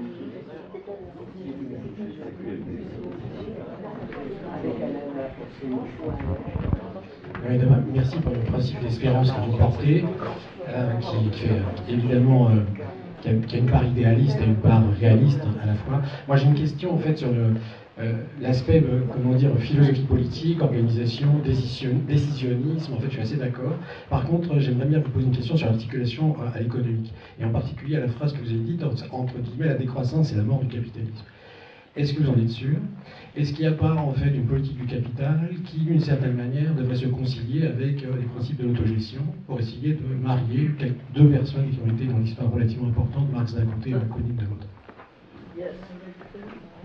Alors, je précise sur Marx et Bakounine à l'issue de la première internationale, puisque le principe de compréhension est assez évident. D'un côté, on a en fait une décentralisation qui fonctionne, comme ça a été dit tout à l'heure, sur le principe de la solidarité, des caisses, etc., du mutualisme et des unions, entre guillemets. Et de l'autre côté, effectivement, on a une posture qui est critique. C'est-à-dire qu'en fait, ça renvoie à un ouvrage de Proudhon, en particulier sur la misère de la philosophie de la misère, que vous devez connaître. Et donc la question, c'est en quoi la phrase qui est la suivante, en fait, la décroissance, et c'est la mort du capitalisme. Moi, j'en suis pas certain. Est-ce que vous pouvez développer? Ça fait de la En fait, je ne voyais pas bien le rapport entre les deux parties de la question, c'est-à-dire le rapport Marx-Bakounine et puis la question qui est purement économique, qui est une pure question d'analyse du capitalisme. C'est-à-dire pourquoi, s'il décroît, en fait, il entre en récession. Une décroissance, c'est une récession. Et en fait, mais... C'est pas la croissance qui rentre forcément en récession. Le capital, les intérêts du capital peuvent décroître en situation de production. En fait, c'est démontré par Piketty magnifiquement dans deux ouvrages, où il fait sur un siècle l'évolution du capital. En fait, l'articulation, en fait, l'idée, c'est l'articulation entre l'économie, enfin, vous dites l'autogestion, c'est tout à fait intéressant, d'ailleurs, moi je suis pour l'IP, mais en fait, il faut analyser les conditions, en fait, de la difficulté, en fait, de l'IP, et ça pose une question corrélaire à celle que je vais vous poser, c'est l'effet de hiérarchisation. C'est-à-dire qu'en fait, à partir du moment où on a un principe, d'état, de scalabilité entre le local et grosso modo global, on va avoir finalement des principes de hiérarchisation de la décision, même si à chaque fois elle redescend et elle remonte. Et donc là, on a un principe qui, d'une certaine manière, est une hiérarchisation artificielle, mais nécessaire pour organiser des coûts de coordination qui sont autrement très coûteux. Mais la question de la décroissance, elle est importante parce que si il est possible de faire une décroissance à l'intérieur du capitalisme et qu'il survive, alors c'est une mauvaise nouvelle pour nous, parce que ça veut dire qu'il va encore pouvoir rebondir, y compris avec une décroissance. Alors que nous, on a envie qu'il s'arrête. Mais en fait, je ne connais pas assez bien pour pouvoir dire exactement pourquoi nécessairement, dans ce système, la croissance doit absolument être continue. Sinon, il s'effondre. Mais je ne vois pas, est-ce qu'un économiste ait pu démontrer le contraire? Je ne sais pas. Je ne pense pas que quelqu'un ait démontré le contraire, quoique le marxisme soit très contesté. Mais l'idée derrière le capital, c'est qu'il y a un déséquilibre des revenus. Le revenu du capital est excessif au regard des revenus distribués, etc., qui confèrent le pouvoir d'achat aux masses, qui permettent de consommer, etc. Et comme il y a un déséquilibre permanent, le capital s'accumule de plus en plus. Et donc ces gens-là, avec l'accumulation progressive du capital, il doit absolument ce capital s'investir. Alors il peut s'investir dans le productif, mais quand il n'y a plus de productif, on va dans la spéculation. Et on est dans un cycle qui anticipe un certain effondrement, au sens où aujourd'hui c'est la spéculation généralisée dans énormément de secteurs. Mais de fait, le système il ne peut pas marcher. Après, c'est pas Marx qui le dit, c'est Schumpeter, il compare l'économie capitaliste à une bicyclette, en disant c'est comme la bicyclette, tant que ça roule et que ça avance, ça tient debout, le jour où ça s'arrête, ça tombe. Alors après, vous lisez l'un et l'autre et vous comprenez pourquoi.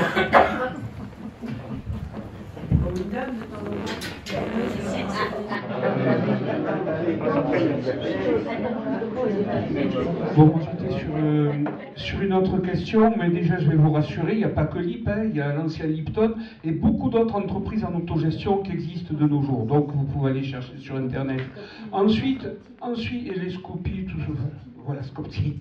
Alors, et pour revenir aussi aux sociétés amérindiennes et aux sociétés altères, il y a eu les Arapèches, par exemple, qui avaient un système en océan Indien où il n'y avait pas de chef, où ils réunissaient tout dans la hutte et où ils partageaient absolument tout. Ils ont existé 3000 ans. Hein. Donc, ça veut dire que ces sociétés sont viables et ont existé. Après, à savoir si l'individu était reconnu, alors ça, c'est autre chose. Maintenant, il est évident que là où je ne suis pas d'accord du tout avec Franck, on est rarement d'accord d'ailleurs, non c'est pas vrai, c'est que tant qu'il y aura du capitalisme et un sens du capital, il y aura toujours des gens pour profiter et en avoir plus. Il est évident que si on veut une société relativement égalitaire et humaniste, il faut mettre fin au capitalisme et pouvoir travailler en complémentarité les uns avec les autres. D'autant plus que le productivisme qui existe aussi dans le communisme, à mon avis, est plus du tout à la mode, parce qu'on n'a pas besoin de produire autant, on a suffisamment de richesses. Le problème, c'est de les partager. C'est plus la répartition des richesses dans le monde qui est importante, voilà. Bon, je vais finir en ne me faisant pas des copains, là, mais tant pis pour moi. Alors, camarades gilets jaunes, c'est très bien que vous ayez pris les choses en main, que vous ayez une réalité maintenant par rapport à ce que vous pensez important d'une nouvelle politique et de faire écrire là le truc d'initiative. Mais quand les syndicats manifestaient pour être contre le détricotage de tout ce qui se passait, où étiez-vous? Parce qu'ils se sont battus ces gens. Vous y étiez? On était derrière parce qu'ils voulaient pas se voir avec eux. Ils nous plaçaient toutes à la fin de manifestation. On ne voulait pas se voir avec eux. Voilà, vous m'avez répondu. Et puis tu vois, tu me prends le micro quand je te fâche. Attendez, 30 secondes. C'est la propagande, ça. Je vais vous répondre par rapport à ça. S'il vous plaît. Je vais vous répondre par rapport à ça. Où est-ce qu'on était? On y était. Voilà. J'ai en ma possession un petit message d'un syndicat que j'ai envoyé chier, pour excuser l'expression, parce qu'il n'y a pas d'autre mot par rapport à ce syndicat. J'ai envoyé balader ce syndicat et on m'a demandé pourquoi je voulais quitter absolument ce syndicat. Je leur ai expliqué que ça faisait 1 an qu'il y avait des gens dans la rue, que ce syndicat n'a pas daigné à un seul moment dire à ses syndiqués, hein, ceux qui font effectivement leur richesse, dire allez les rejoindre. Nous, en tant que patron, enfin, sphère supérieure des syndicats, on ne peut pas vous le dire comme ça parce que, bon voilà, mais si vous voulez y aller, allez-y. À aucun moment ça a été dit. Et ce monsieur m'envoie le message suivant, c'est que son syndicat défend les travailleurs et que les gilets jaunes, sous-entendu, que c'est pas en faisant cramer des pneus qu'il faut changer quelque chose. On a pas beaucoup cramé. Alors, non, mais c'est... Il y en a quelques-uns qui ont été cramés, on ne peut pas le nier quand même. Je termine avec ça. Ce à quoi je lui ai dit, ben, écoute, j'ai bien raison de me barrer de chez vous, puisque vous n'êtes pas capable de comprendre ce que c'est que les gilets jaunes. Qu'est-ce qui a fait... Alors, on dit les gilets jaunes, mais surtout, c'est avant tout les citoyens. Et les citoyens, jusqu'à preuve du contraire, ils ne sont pas tous chômeurs. Il y a des travailleurs parmi nous. Des gens qui cumulaient les deux. Bosser, dont il y en a un qui est devant moi, qui est... Bon, il faisait sa journée en tant qu'apiculteur, agriculteur, machin, il revenait... faire son temps sur les ronds-points, parfois se faire gerber comme c'est pas permis, mais bon, voilà. Il y a eu des travailleurs. Il y a toujours des travailleurs chez les Gilets jaunes et il faut arrêter de penser BFM TV ou les médias qui vous disent qu'on n'est des riens, qu'on est des mécréants, qu'on est des... Il y a une seule chose qu'on n'est pas encore, c'est des pédophiles. Non, on a été des cannibales. Non, on a été influencés par les frères musulmans. Bref, alors, je passe la parole à Thierry qui avait demandé avant. Bonjour. Moi, il y a deux choses que je voulais dire tout à l'heure pour revenir sur... Tu parlais des livres, Thierry. Il y a aussi pour comprendre pourquoi peut-être les ouvriers ne sont plus révolutionnaires. Moi, c'est une question qui m'avait vraiment intriguée. Parce qu'avec les Gilets jaunes, au départ, on était beaucoup soutenus par 85% de la population. Et très vite, finalement, les gens rentrent aussi chez eux parce que, bon... c'est pas facile d'y aller tous les jours, etc. C'est un sacré combat. Et en plus, oui, bien sûr. Et il n'y a pas de jugement dans ce que je dis. C'est juste des faits. C'est ainsi. Et merci pour le soutien. Et on en a aussi besoin parce que quand on se retrouve un peu moins sur les ronds-points ou dans la rue, on se dit j'espère qu'on est toujours soutenu malgré toute cette propagande.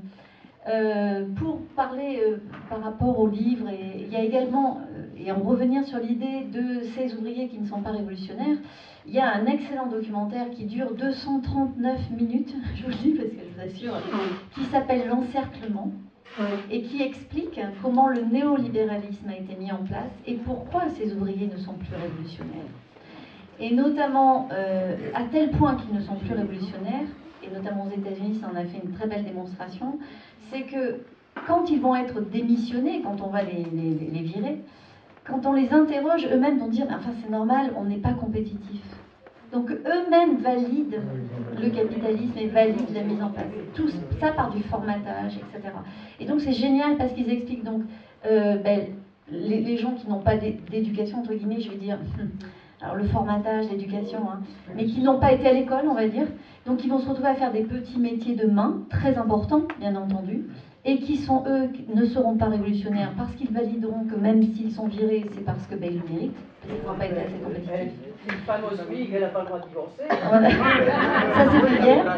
Elle doit faire attention avec qui elle s'est mariée et savoir si elle a les moyens de le faire. Ensuite, il y a le Bac+2, qui lui va être uniquement face à la machine, et qui face à la machine n'aura que des problèmes à régler de machine. Et donc là, on va le mettre en compétition avec la machine. Est-il capable rapidement de réparer la machine? Et ensuite, on a, et alors là, c'est grave, on a le technocrate. Et le technocrate a une particularité, donc il est Bac +5, +6, plus machin, mais il est surtout sans état d'âme. Et quand on dit sans état d'âme, on dit sans âme. Et donc, il n'aura aucun état d'âme pour virer les gens. Ça, c'est extraordinaire. Et donc, on est découpé un petit peu comme ça.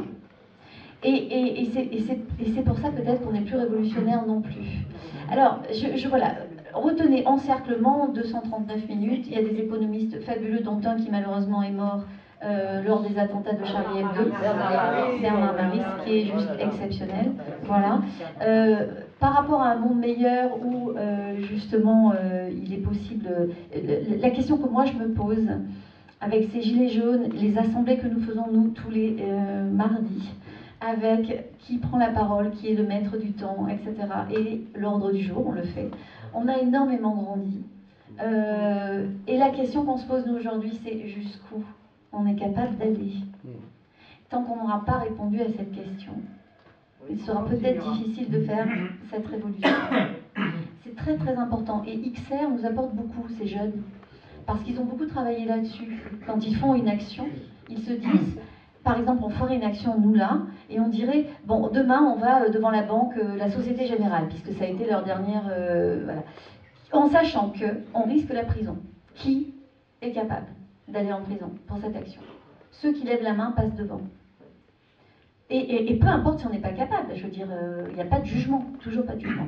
Et on se positionne devant, au milieu, derrière, etc. En revanche, il y a une chose qui est dite, c'est que tout le monde qui y va, ceux qui décident d'y aller, seront solidaires et fraternels jusqu'au bout avec ceux qui iront en prison. Vous l'avez vu pour la COP21, quand ils ont décroché les portraits, c'est la même chose. Donc la question que je me pose aussi, c'est sommes-nous capables, et chacun de nous qui vont rentrer ce soir, c'est qu'est-ce que je peux faire moi, localement, pour apporter, pour être un petit colibri, quoi. Parce que finalement, c'est ça. Et c'est tous ces colibris-là qui vont faire qu'un jour, on va basculer. Mais il faut vraiment savoir qu'on a tous notre part de responsabilité dans le non-faire. Et il y a une phrase qui m'a beaucoup marquée, qui fait que je suis encore gilet jaune aujourd'hui, malgré la fatigue et malgré des fois des moments où on lâche prise, c'est « le silence des chaussons est bien plus dangereux que le bruit des bottes ». Et donc à chaque personne dit « ouais, les gilets jaunes, c'est des héros, c'est des cassos, machin, etc. » Je leur répète cette phrase-là. Voilà. Et je veux juste une dernière chose pour vous dire que il faut signer aussi pour nos aéroports de Paris. Vous savez que, voilà. Et nous sommes tous les samedis, les Gilets jaunes sont tous les samedis, ou à Trissac, et tous les jeudis à Saint-Astier, ou le vendredi à Trissac, et tous les samedis à Périgueux, et à Sainte-Foy samedi pour faire signer. Et de plus en plus de gens maintenant viennent et ramènent des amis. Donc là, ça donne de l'espoir. Voilà, donc jusqu'où sommes-nous capables d'aller ?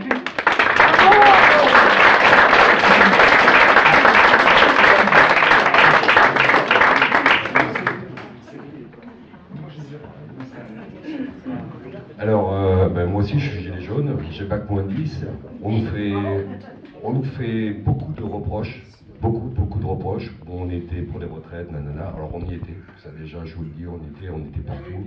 Mais il y a quand même un truc, moi je vois que nous les gilets jaunes, ça fait 1 an, depuis le 19 novembre qu'on se bat pour la démocratie participative, qu'on fait des assemblées, qu'on se direct, on fait un boulot de fou.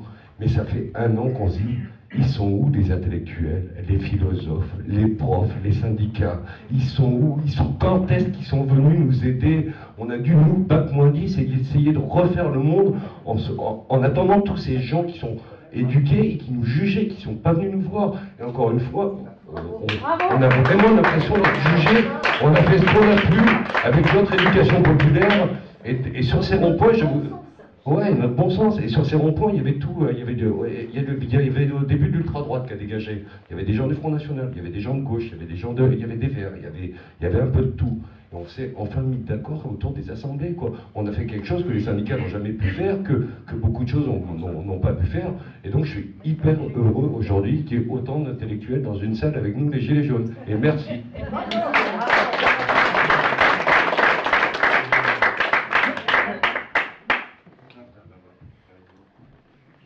Ceux qui ont déjà parlé, ça serait bien qu'on laisse la place à ceux qui n'ont pas parlé.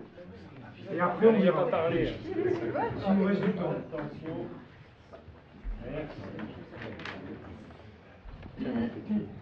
Oui, pour répondre à l'intervention précédente de Michel, avoue, alors je suis pas prof, mais avoue quand même que c'est très surprenant ce mouvement et que notre cadre d'analyse est pas mal bousculé. Bon, ça c'est une parenthèse. Le communalisme suppose des petites entités sociales, politiques. Ce qui se passe avec la mondialisation et la grande urbanisation, c'est des unités urbaines immenses, de plus en plus grandes. En Europe, on n'en a qu'une version tout à fait édulcorée. Le périphérique de Shanghai va faire 900 km. Lagos et Brazzaville, dans 30 ans, auront plus de 20 millions d'habitants. Enfin, et on peut citer moult exemples comme ça. Dans ces conditions, quelle maîtrise on a de son logement, des moyens de communication, des moyens de déplacement, des moyens de production d'énergie, etc.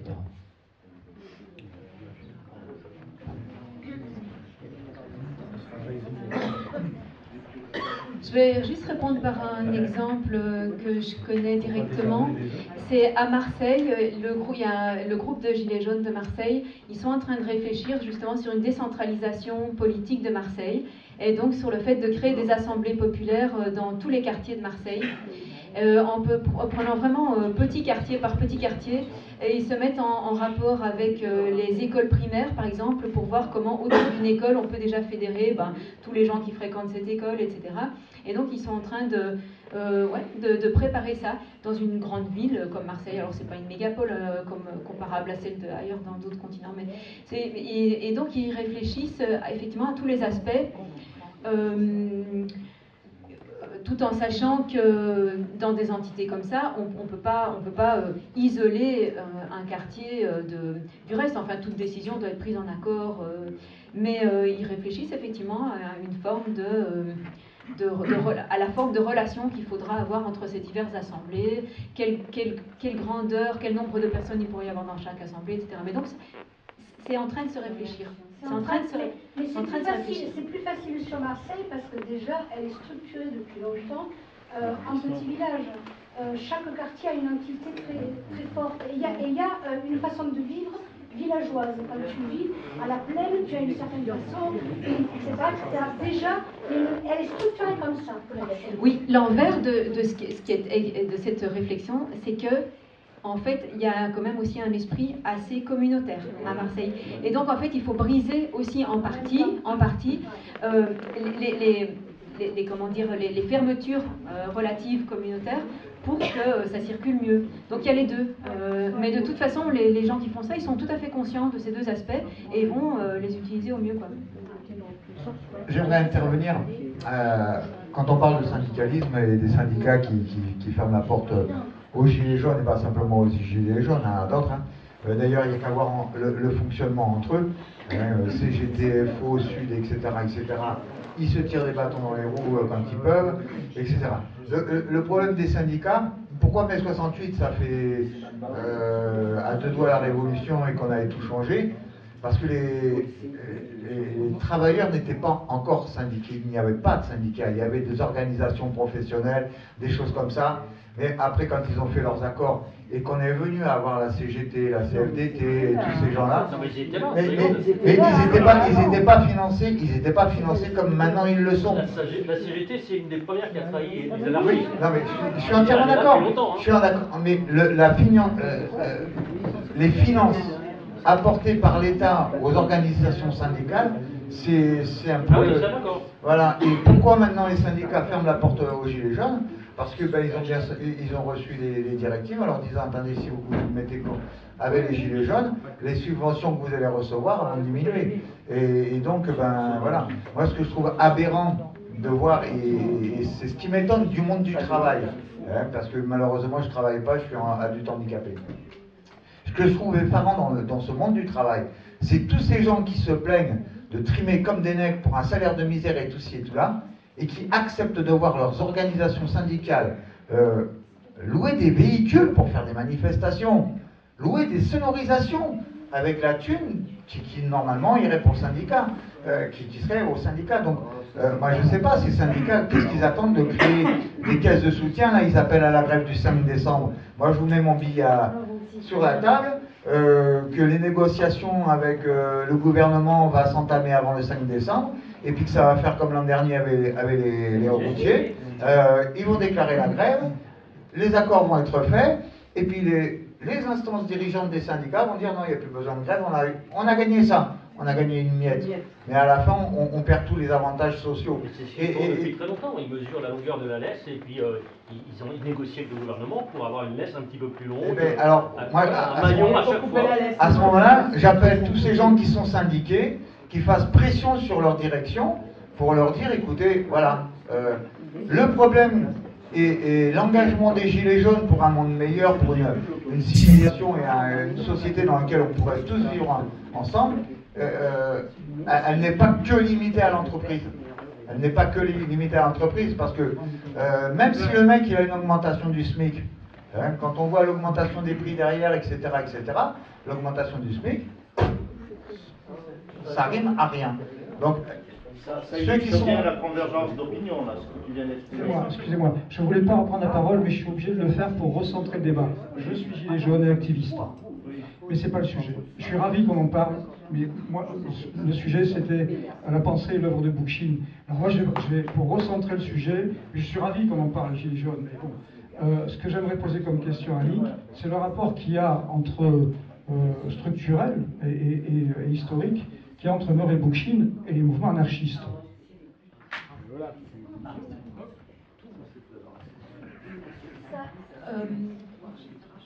Donc Bookchin, il s'est rapproché assez tôt dans sa vie de la tradition anarchiste, en fait surtout en ayant découvert l'œuvre de Kropotkin, comme tu l'as dit, et de Reclus. Et puis la guerre d'Espagne, où alors là, il a été complètement convaincu que c'était la collectivisation anarchiste qui avait qui avait la meilleure action en Espagne. Donc à partir de ce moment-là, il était vraiment proche des anarchistes. Et il est resté jusque dans les années 90, où il a été vraiment déçu du mouvement anarchiste américain. C'est-à-dire c'est un moment où la plus grande partie du mouvement anarchiste a renoncé en gros aux luttes sociales et s'est concentré sur des questions, comme il dit, de style de vie. Donc contre-culture, mais surtout vivre de manière marginale, vivre en squat, vivre en marge, et ne plus s'occuper en fait justement d'une transformation sociale à grande échelle et avec tout le monde. Et il a essayé de bouger ça. Il a écrit des choses pour essayer pour dire que d'ailleurs son programme, c'est un programme qui est général, qui n'est pas de se retirer sur des marges. Et donc il a essayé de les faire bouger, il n'a pas réussi. Et alors il a dit, à partir de maintenant, je ne me déclare plus anarchiste. Parce que c'était devenu quelque chose de totalement différent. Maintenant, ça n'empêche pas que la tradition, elle reste, si on veut encore utiliser non seulement toutes les pensées théoriques qui ont été écrites, mais aussi quelques expériences qui ont eu lieu dans l'histoire, elles sont toujours là. Il y a le mot libertaire dans le municipalisme libertaire. On se bonifie toujours des gens qui veulent l'enlever. Il faut le garder justement parce que sinon, municipalisme, ça veut dire n'importe quoi en fait. Je veux dire,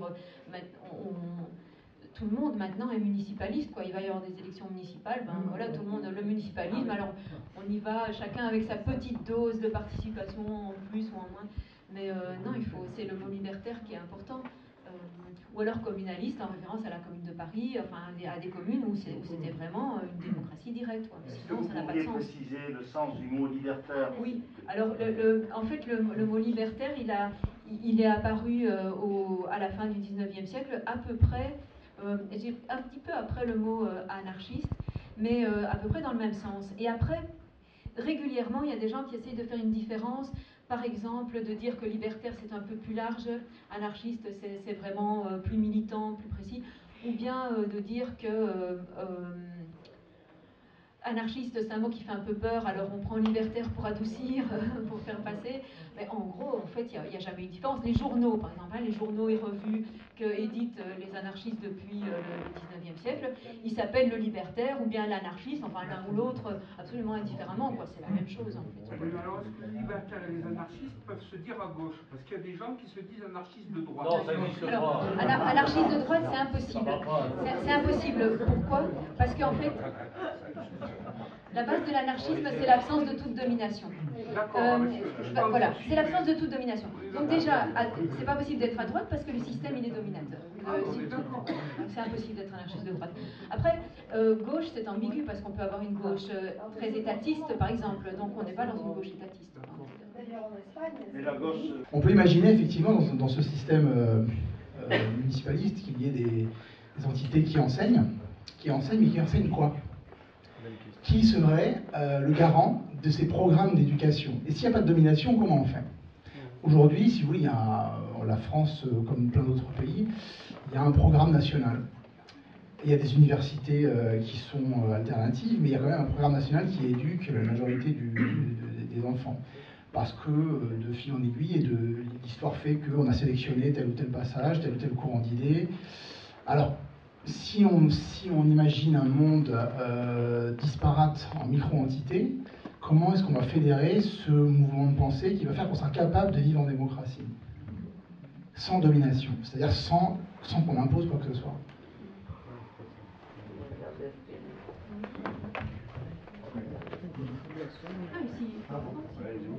Oui, c'était juste pour rebondir par rapport à ce que vient de dire monsieur, c'est que là nous sommes dans une démocratie effectivement et on voit bien que l'éducation n'apporte absolument pas une théorisation d'un pouvoir différent de celui qui est en place. Donc je ne vois pas en quoi ce serait dangereux, puisqu'on voit bien que pour l'instant, justement c'est peut-être un problème de notre système éducatif, où on dit que celui qui grimpe plus vite que l'autre est meilleur, celui qui est meilleur en maths, il vaut plus que celui qui est meilleur en dessin. Et la hiérarchie, elle est déjà là. Donc voilà, c'est juste pour rebondir.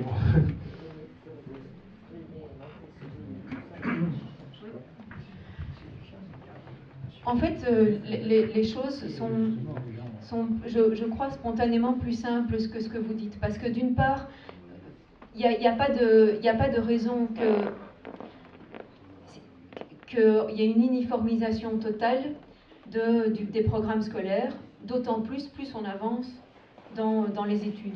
Je veux dire, bien sûr que pour l'éducation de base, les bases elles sont les mêmes pour tout le monde, donc ça va assez bien de soi. Mais déjà, les méthodes d'enseignement peuvent être très différentes d'une école à l'autre, c'est déjà le cas maintenant. Ça sera peut-être renforcé, je ne vois pas où est le problème. Par ailleurs, encore une fois, c'est très important qu'il y ait des échanges intellectuels constants et des échanges de publications, par exemple. Donc, en fait, toute la transmission des savoirs, elle se fait par les livres, elle se fait par, y compris d'ailleurs dans les écoles, par les manuels, etc. Donc, tout ça, il est évident que ce n'est pas chaque assemblée locale qui va faire son programme, ses livres, ses manuels. En fait, tout ça continue à circuler. Ce n'est pas des entités fermées, c'est juste que... il se peut, par exemple, qu'une assemblée décide d'une certaine pédagogie pour son école primaire et une autre pédagogie. Après, dès qu'on passe au niveau suivant, ce ne sera plus au niveau de chaque quartier. Je veux dire, chaque fois, on mettra plus en commun, etc. Mais qui est une plus grande, qui est moins de centralisation sur l'enseignement. Et ça ne me paraît pas une mauvaise chose. Je ne parle pas de pédagogie, je parle des contenus. Aujourd'hui, il peut circuler. Possiblement, il peut circuler vraiment tout et n'importe quoi. Oui, mais vous n'avez aucune confiance dans les enseignants. Les enseignants, ce sont des spécialistes de leur matière. Les enseignants, ils savent ce qu'ils enseignent. Ils connaissent leur matière, ils transmettent ce qu'ils connaissent. Et bien sûr, et donc je ne vois pas pourquoi ça ne continuerait pas. En fait, le problème, c'est de s'imaginer qu'il faut qu'il y ait un garant, qui est l'inspection académique, qui est les ministres de l'éducation. Mais en réalité, ce garant-là, on peut le faire sauter. Et que ce soit au niveau des enseignants eux-mêmes, qu'on s'assure entre pairs, que ce qu'on dit est correct, qu'on continue à... Mais bien sûr, des assemblées professionnelles d'enseignants, on met au point des connaissances nouvelles, d'ailleurs il continue à y avoir de la recherche et des nouvelles connaissances. Tout ça n'a pas besoin de la garantie qui vient d'en haut. Au contraire, elle perturbe beaucoup plus l'enseignement qu'elle ne l'améliore en général. Si on faisait plus confiance aux enseignants et qu'on leur demandait plus de quoi ils ont besoin et qui améliorerait l'école, ça irait mieux.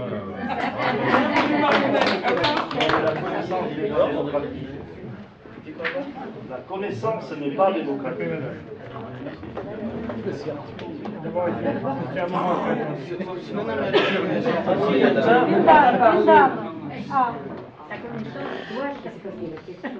Moi, je me demandais, enfin, au niveau des décisions qui pourraient être prises par ces municipalismes libertaires, il faut après avoir des moyens pour mettre en place ces décisions. Les communes vivent tellement sous perfusion. Le pouvoir des maires, je ne sais pas s'il est si important que ça sur le plan économique. On a quand même affaire à un millefeuille économique dans notre pays.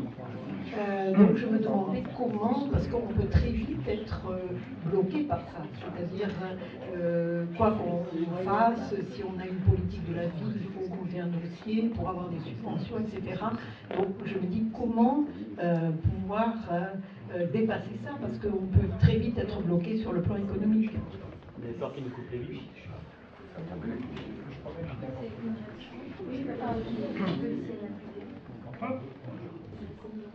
Il y a plusieurs façons. Il y a les villes qui peuvent emprunter. Et puis, il y a eu des emprunts toxiques, il faut mieux éviter. Et puis il y a la CAB, donc c'est des élus de la ville qui se retrouvent à la CAB aussi. Donc tout ça, si c'est une même équipe, ça peut bien fonctionner. Ça peut. Ouais, moi j'aurais tendance à répondre plutôt dans un sens peut-être d'emblée plus radical, c'est-à-dire essayer de se libérer de ce besoin-là d'argent. Et donc essayer de faire les choses le plus possible en dehors du circuit financier.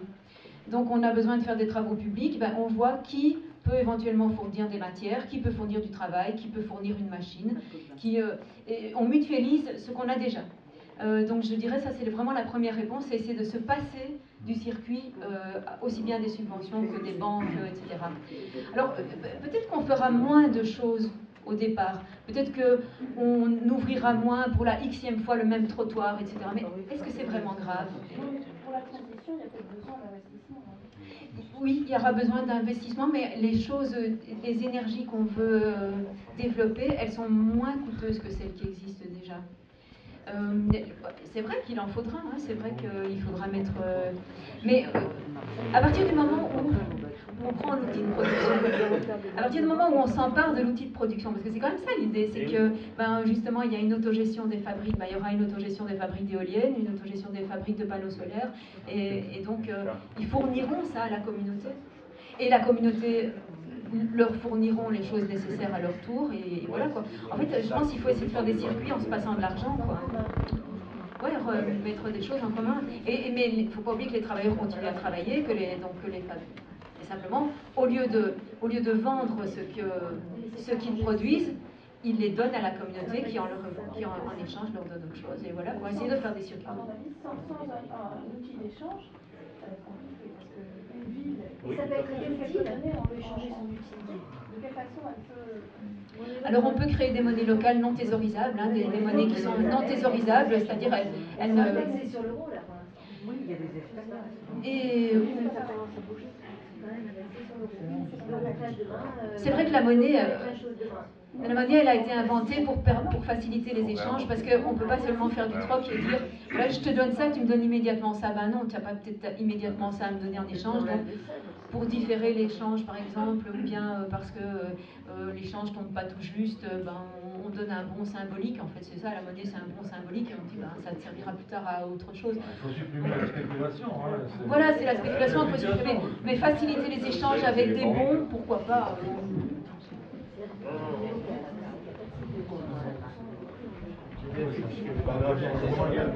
C'était en lien? C'est sur le... En lien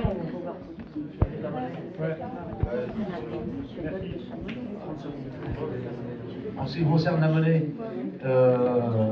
si vous pouvez vous renseigner sur la Joune, la monnaie libre, d'accord? C'est la Joune. Joune. Alors, phonétiquement, J-U-N-E, et le symbolique, c'est un G avec un 1, G1. Ok? Vous allez chercher les informations, c'est la monnaie libre.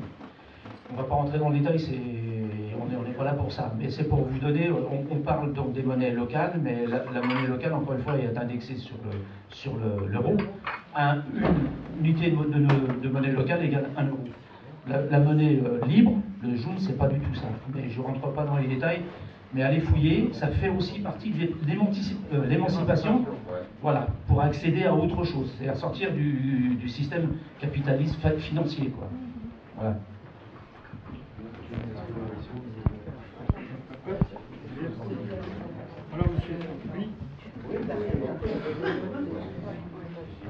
Oui, moi je reste interrogé toujours sur cette question des articulations entre le micro et le macro, et puis cette dimension économique qui me semble vachement importante, en lien avec les 900 km de rocade de Shanghai, et les rapports de force qui peuvent exister entre aujourd'hui le monde du privé et la citoyenneté, en fin de compte.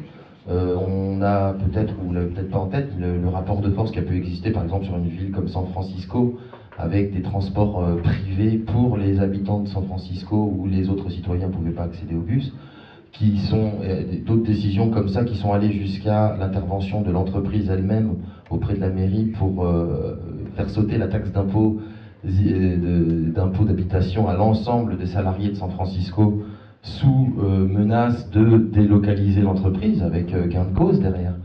Donc cette question des interpellations et de l'articulation qui peut exister entre citoyenneté et entreprise privée, c'est un sujet lourd, complexe et très intriqué, à beaucoup d'étages. Et quand on est sur la monnaie elle-même, quant au rapport à la monnaie, on l'évoque sur le côté micro, monnaie locale, etc. Mais c'est exactement ce qui se passe aussi sur le web, avec des monnaies virtuelles qui vont justement sur un modèle peut-être de circuit clos, mais bâti sur du vent, bâti complètement sur de la spéculation. Mais si tu veux, le schéma de réflexion qui, entre guillemets, interroge le mécanisme de fonctionnement monétaire, c'est basé sur du vent, et c'est tout le problème. Donc c'est pour ça que moi, la question que je me pose derrière, c'est est-ce qu'il ne faut pas attaquer le mal à la racine, qui est en fin de compte le scrupule, l'éthique le rapport fondamentalement nocif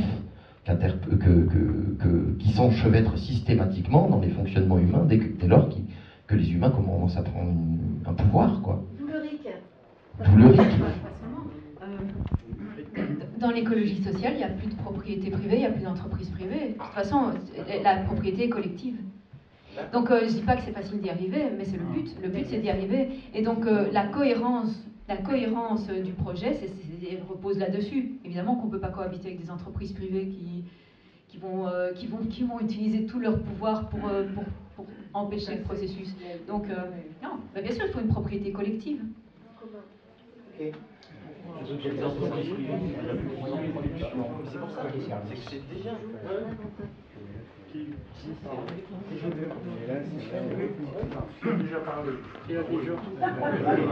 Des propriétés collectives globales, pas que des moyens de production. Il y a eu un régime, il s'appelait le régime communiste, de propriété collective des moyens de production.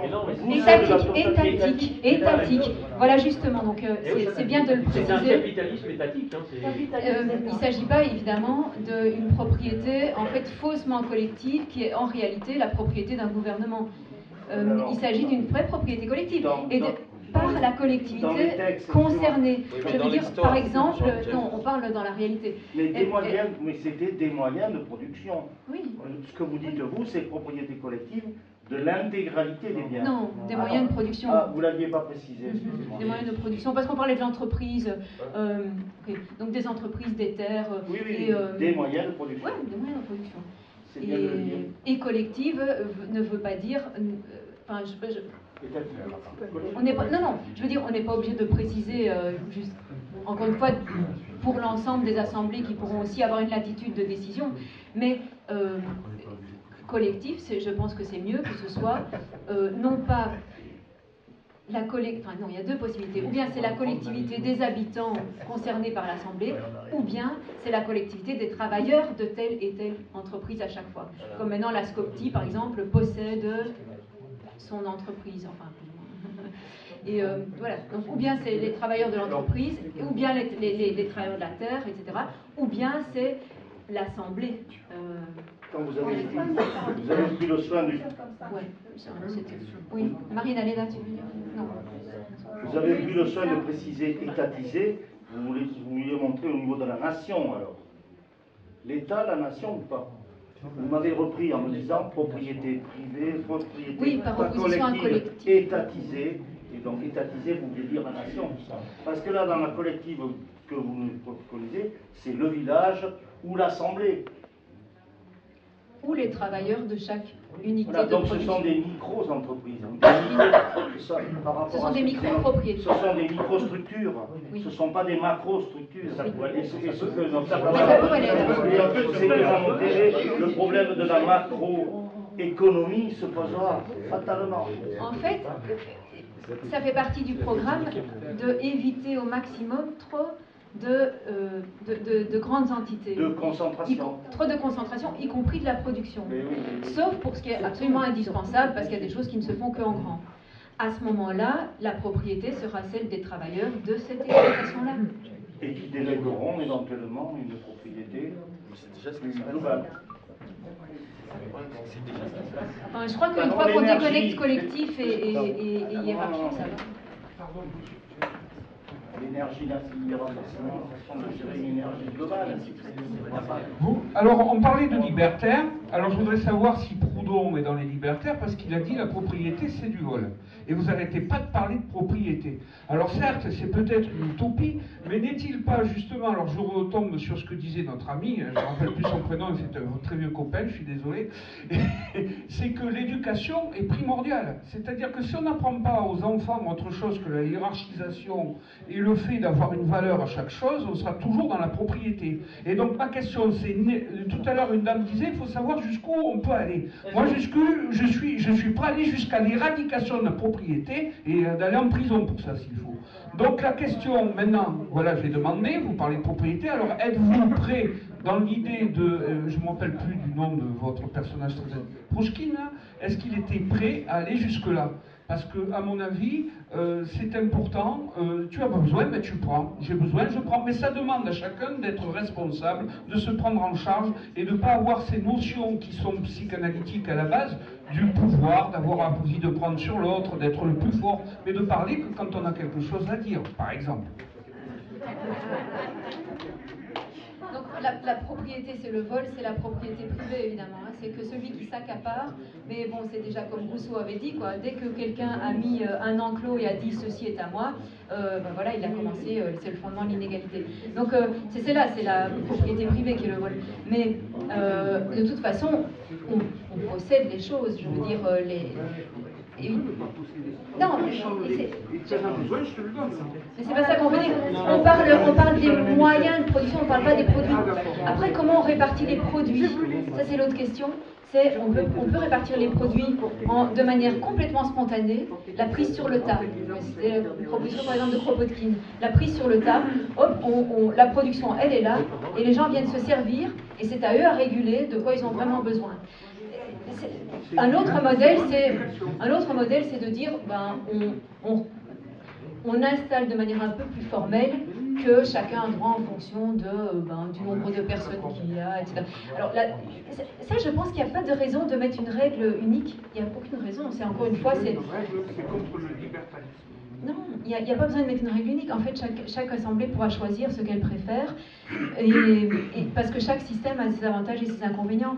L'inconvénient de la prise sur le tas, c'est même pas tellement qu'il y en a qui vont se servir trop, c'est peut-être qu'il y en aura qui n'oseront pas se servir, parce qu'ils se diront, je ne sais pas combien il y en a qui doivent encore passer après moi, donc je ne sais même pas ce que je peux prendre. Donc en fait, ils vont un peu mieux savoir, et plutôt le producteur. L'équipe de production, elle va dire, voilà, on a autant d'habitants, voilà comment on divise, et c'est bon. On a produit autant. Donc, étant donné le nombre d'habitants qu'on est, il y a à peu près ça qu'il y a pour chacun. C'est simple. Pour la propriété, moi, ce qui me dérange, c'est que on a chacun besoin du commun, mais aussi chacun besoin d'un espace privé où on peut se retrancher. Donc, si je ne suis pas chez moi, vous voyez, si n'importe qui peut venir chez moi quand il veut, ça peut pas marcher. C'est pour ça qu'on dit des moyens de production. Des moyens de production, donc la propriété de ce qui produit le nécessaire, mais pas effectivement de ces objets privés. D'ailleurs, c'est nécessaire pour le don aussi. Hein. Il n'y aurait pas de don s'il n'y avait pas de quelque chose qu'on a de personnel. Donc il y a une nécessité personnelle. Voilà, mais pas des moyens de production, parce que c'est ça qui permet l'exploitation des autres et aussi l'accaparement du nécessaire. Et des richesses que... Pour notre émancipation, comme je revenais tout à l'heure, aussi pour donner des renseignements, il y a un élément aussi qu'on pourrait réfléchir, ce qu'on fait déjà, hein, mais c'est le revenu universel. D'accord? Ça aussi, truc très important pour ne pas être sous la coupe, justement, de cette fameuse production, cette course au consumérisme, le revenu universel. Il y a quelque chose à réfléchir. Qui le donne et qui le gère, c'est très important. À réfléchir, j'ai dit à réfléchir. Et est-ce que le capitalisme ne s'en accommode pas, le revenu universel? La question à se poser aussi.